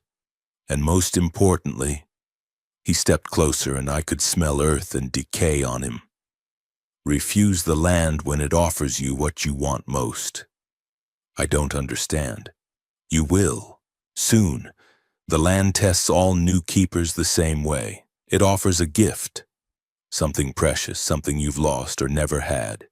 If you accept, the threshold collapses. If you refuse, it stabilizes." Not Chen's form began to dissolve. Marcus was offered his wife, returned from death. He refused. Samuel was offered wealth beyond measure. He refused. You will be offered something too. And you must refuse no matter how much you want to accept. What will I be offered? But he was gone, dispersed into the twilight like smoke. I locked the doors and windows, hands moving automatically through the routine. Inside, the farmhouse felt different, more like home. The kitchen light burned steadily, and I realized I could feel it, could sense its warmth not just physically but through that new connection to the land. The light was a beacon holding back the threshold's overflow, maintaining a space of present time stability. I spent the evening reading Marcus's journals again, but now I could read between the lines, understanding the coded references to experiences he couldn't quite articulate. He'd been exactly where I was now, newly bound, terrified, uncertain. But he'd survived, thrived even. I could do the same. At midnight, I woke to a sound I hadn't heard before. A child crying. It came from outside, from the vineyard, clear and heartbreaking, a young boy sobbing as if lost and alone. Every parental instinct I didn't know I had urged me to go find the child, help them, bring them to safety. But I stayed in bed, hands clenched in the sheets, remembering the rules. Remembering that the vineyard tested, that nothing was as it seemed after dark. The crying continued for an hour before fading to silence. I didn't sleep again that night. Over the next 3 days, I threw myself into the work. I tended every vine, checked every irrigation line, pruned with careful attention. I spoke to the land as I worked, not prayers, not pleas, just narration. Telling it what I was doing, asking permission before major decisions, treating it as the conscious entity it was. And the land responded. I could feel it, approval when I did something correctly, gentle correction when I didn't. The vines themselves seemed healthier, their leaves brighter, the grapes plumper. The threshold was stabilizing slowly as my attention reinforced the boundary. But I was also exhausted. The work was physical, yes, but more than that, it was psychically draining. Every moment I was aware of the threshold, of the pressure of memory pushing against the present. Maintaining it required constant vigilance, constant effort. On the fourth night after the binding, Rosa visited. I saw her truck coming up the drive and met her on the porch. She looked at me carefully, assessing. "You did it," she said. "I did it." "How do you feel?" I had to think about that. Terrified, exhausted, but also right, like I'm finally where I'm supposed to be. She nodded, satisfied. "That's good. That's what Marcus said too in the beginning." She climbed the porch steps and handed me a basket covered with cloth. "I brought you food. You need to eat properly. The land requires a healthy keeper, not a martyr."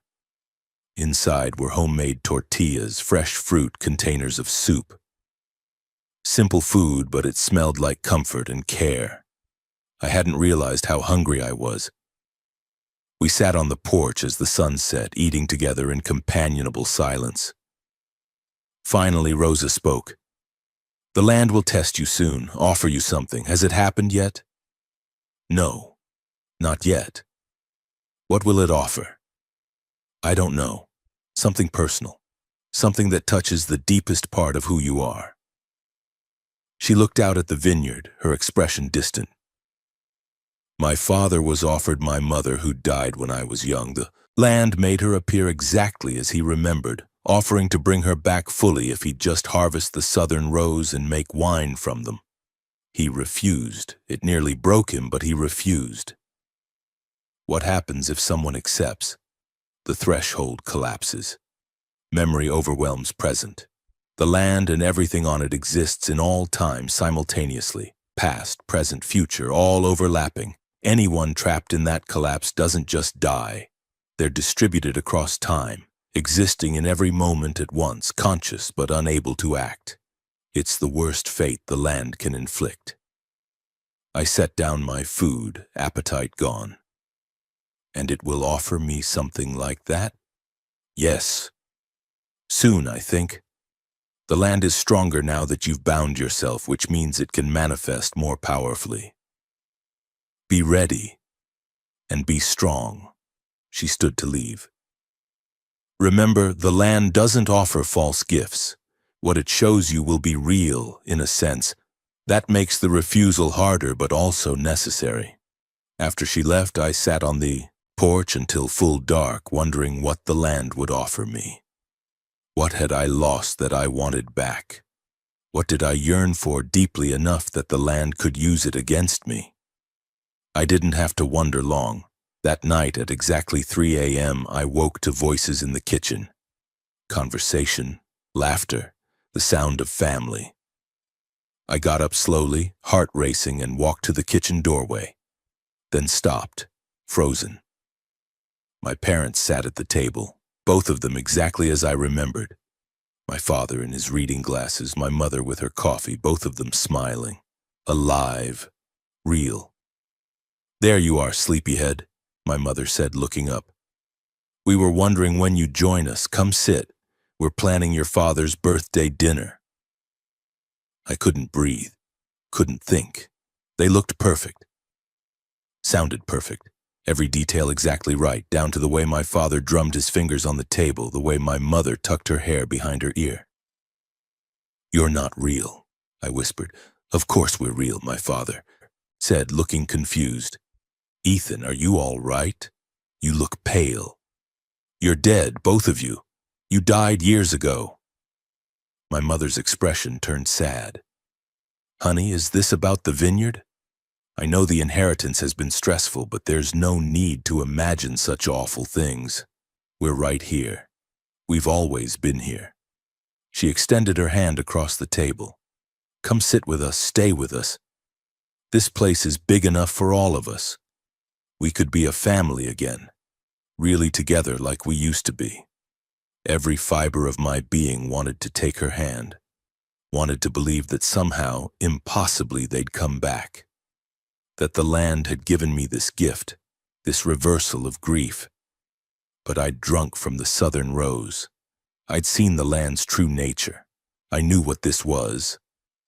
"No," I said, voice breaking. "No, your memory, you're beautiful and you're terrible and you're not them." "Ethan, please," my father started. I refuse, I said louder.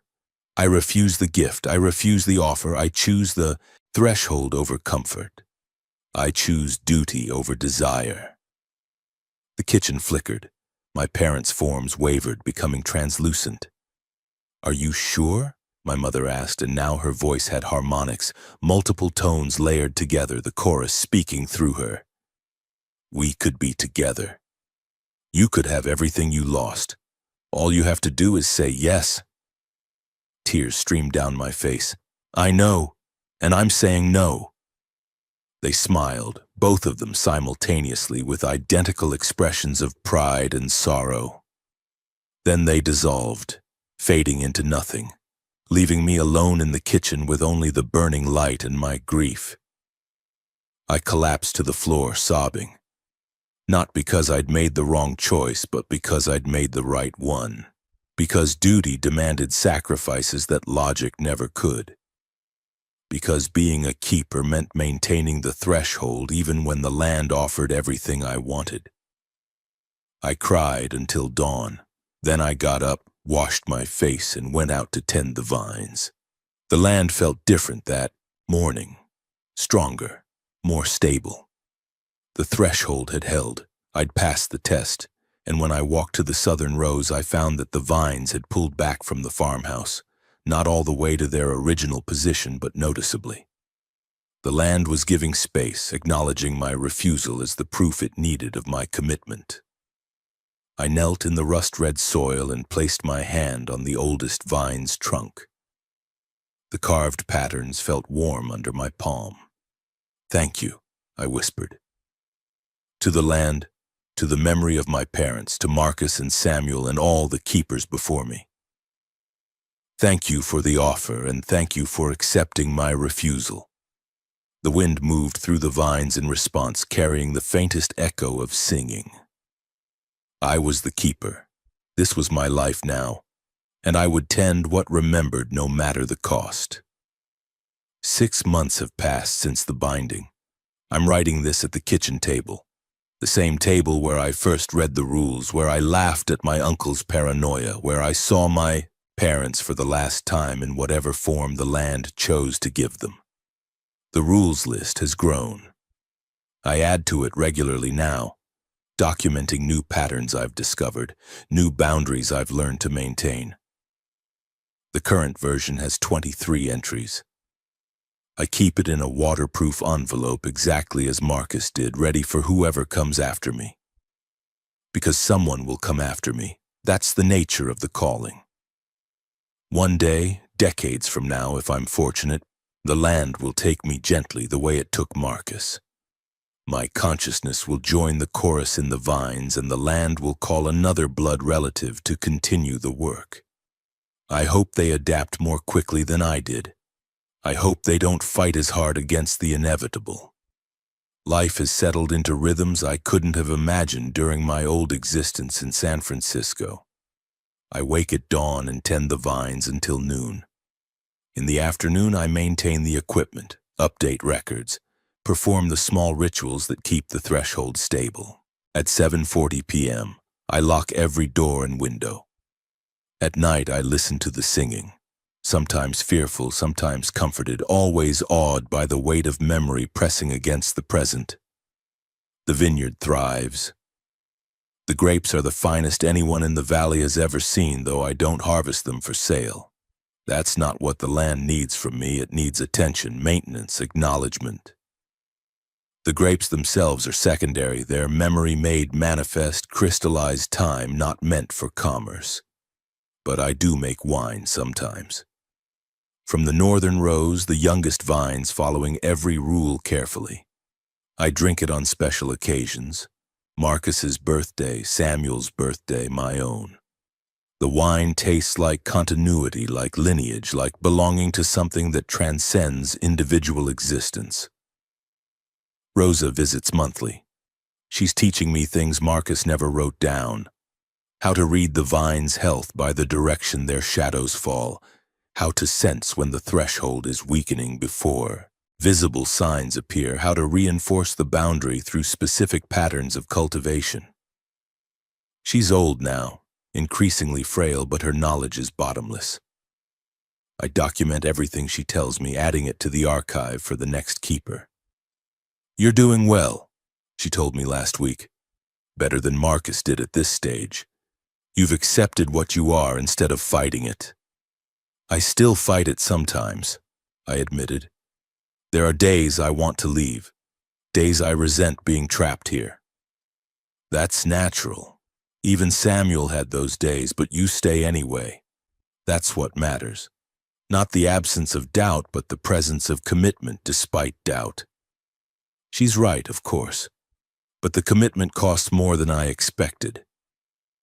I haven't spoken to another human being besides Rosa in 3 months.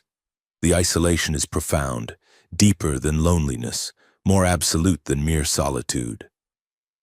I exist in a pocket of strangeness that no one else can enter, maintaining a boundary that no one else can perceive. Sometimes I talk to the land, tell it about my day, my thoughts, my fears. It doesn't respond in words, but I can feel its attention, vast and patient, like speaking to the ocean. Other times I talk to the chorus, to Marcus specifically. I don't know if he can actually hear me or if I'm just talking to memory, but it helps. The vineyard has changed me physically. Subtly but noticeably. My hands are always faintly stained purple no matter how much I wash them. My eyes have developed flecks of deep red like wine viewed through light. I heal faster than I should. Cuts close within hours, bruises fade in days. Rosa says it's the land's way of maintaining its investment, keeping its keeper healthy and functional. But the deeper changes are psychological. Spiritual maybe, though I've never been religious. I experience time differently now.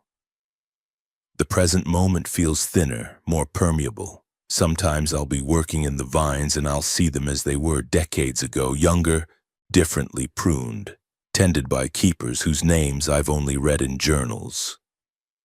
Other times I'll see them as they will be years after my death, maintained by whoever comes next. The threshold works both ways, I've learned.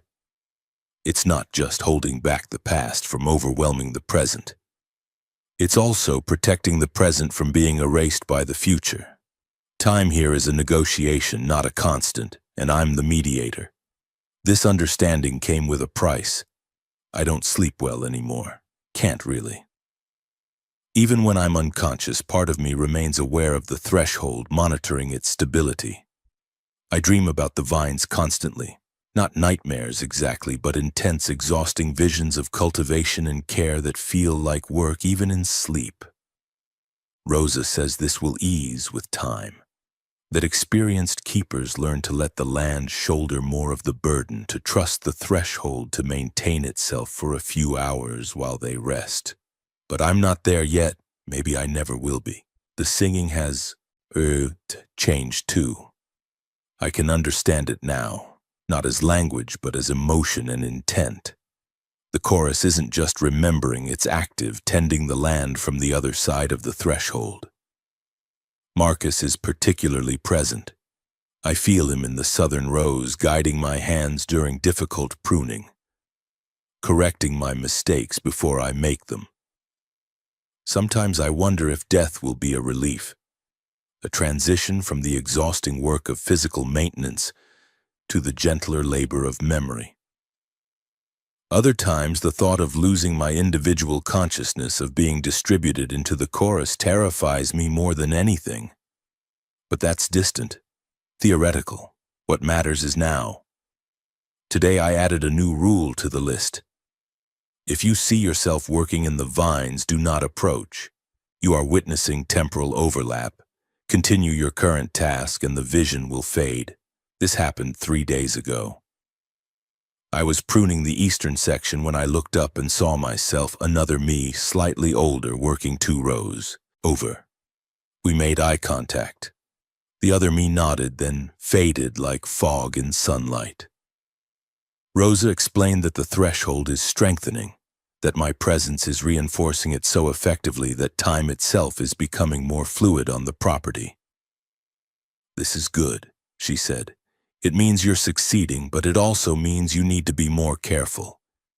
The rules exist to protect you from paradoxes your mind can't process.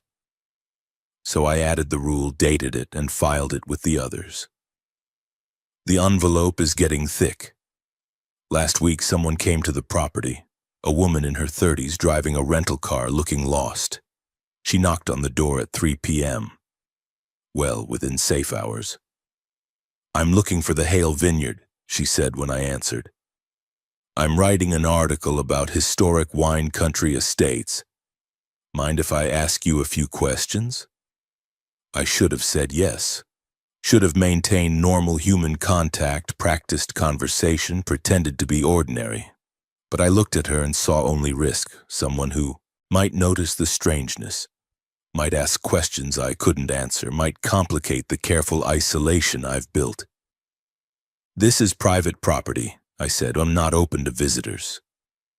"Just a few questions? I've come a long way." "No. Please leave." I closed the door, watched through the window as she returned to her car, confused and slightly offended, watched her drive away.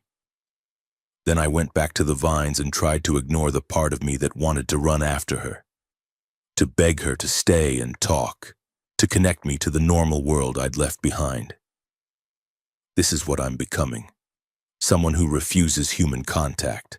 Someone who prioritizes the land over people, duty over connection, the threshold over everything else. Rosa says this is temporary, that I'm overcompensating, being too cautious, isolating more than necessary. Marcus had friends, she reminded me. People who knew about the land and accepted it. You don't have to be completely alone, but Marcus had decades to build those relationships. I've had months, and I'm not ready to explain to anyone what I am, what I do, what I've become. Maybe next year. Maybe when the threshold is stronger, when I'm more confident in my role. Maybe when I've found language for the impossible. For now, I tend the vines. I follow the rules. I listen to the singing and try to find comfort in the chorus. And I write documentation for the next keeper, instructions, warnings, encouragements. Everything I wish Marcus had told me directly instead of leaving me to discover through terror and trial. Sometimes I imagine that future keeper reading my words. Wonder who they'll be. A cousin I've never met, a sibling I don't have, someone so distant in the family tree that they don't even know the Hale name carries this burden. I want to tell them, it's not as terrible as it seems at first. The fear fades. The strangeness becomes normal. You'll find rhythms, meaning, even beauty in the impossible. But I also need to warn them, you will lose yourself. Not all at once, but gradually. The person you were before the calling will fade, replaced by the keeper. And you'll mourn that loss even as you accept it. Is it worth it? I don't know yet. Ask me in a decade. Today is October 17th. The vines are heavy with unharvested grapes, purple-black in the autumn sun. The air smells like fermentation and memory. In the kitchen, the light burns constantly, a beacon of present-time stability. Tonight, I'll lock up at 7:40 p.m. I'll listen to the singing. I'll dream of cultivation and care. Tomorrow, I'll wake at dawn and begin again. This is my life now. This strange, terrifying, beautiful responsibility. This inheritance measured in memory and time and impossible duty. I am the keeper. I tend what remembers. I maintain the threshold between past and present, between memory and now, between the accumulated weight of everyone who came before and the uncertain future of everyone who comes after. And sometimes, increasingly often, I hear my own voice in the chorus, faint but present, singing from the other side of the threshold. From the future where I've already joined the vines. That future self sounds peaceful, fulfilled, complete. I hold on to that sound on the difficult days. It reminds me that this calling, though terrifying, leads somewhere worth going. That the keepers who came before found meaning in the work. That I will too, eventually. Until then, I follow the rules. I tend the vines. I wait. The land is patient, and so am I. We have all the time in the world, past, present, and future, all held in careful balance. All we need is someone to maintain that balance, someone to keep the threshold, someone to remember. If you're reading this, I'm gone. The land has taken me, and you are the next keeper. I've left everything you need: rules, journals, instructions, warnings. Rosa will help you if she's still alive. If not, you'll have to learn as I did. The binding ritual is described in the blue notebook. Perform it exactly as written. Don't delay. Don't try to refuse. The calling cannot be ignored. This will be the hardest and most meaningful thing you ever do. Trust the process. Trust the land. Trust the keepers who came before. We're all here in the vines singing, waiting for you to join us, not in death, but in duty. Welcome home. Ethan Hale, keeper of the threshold, steward of memory.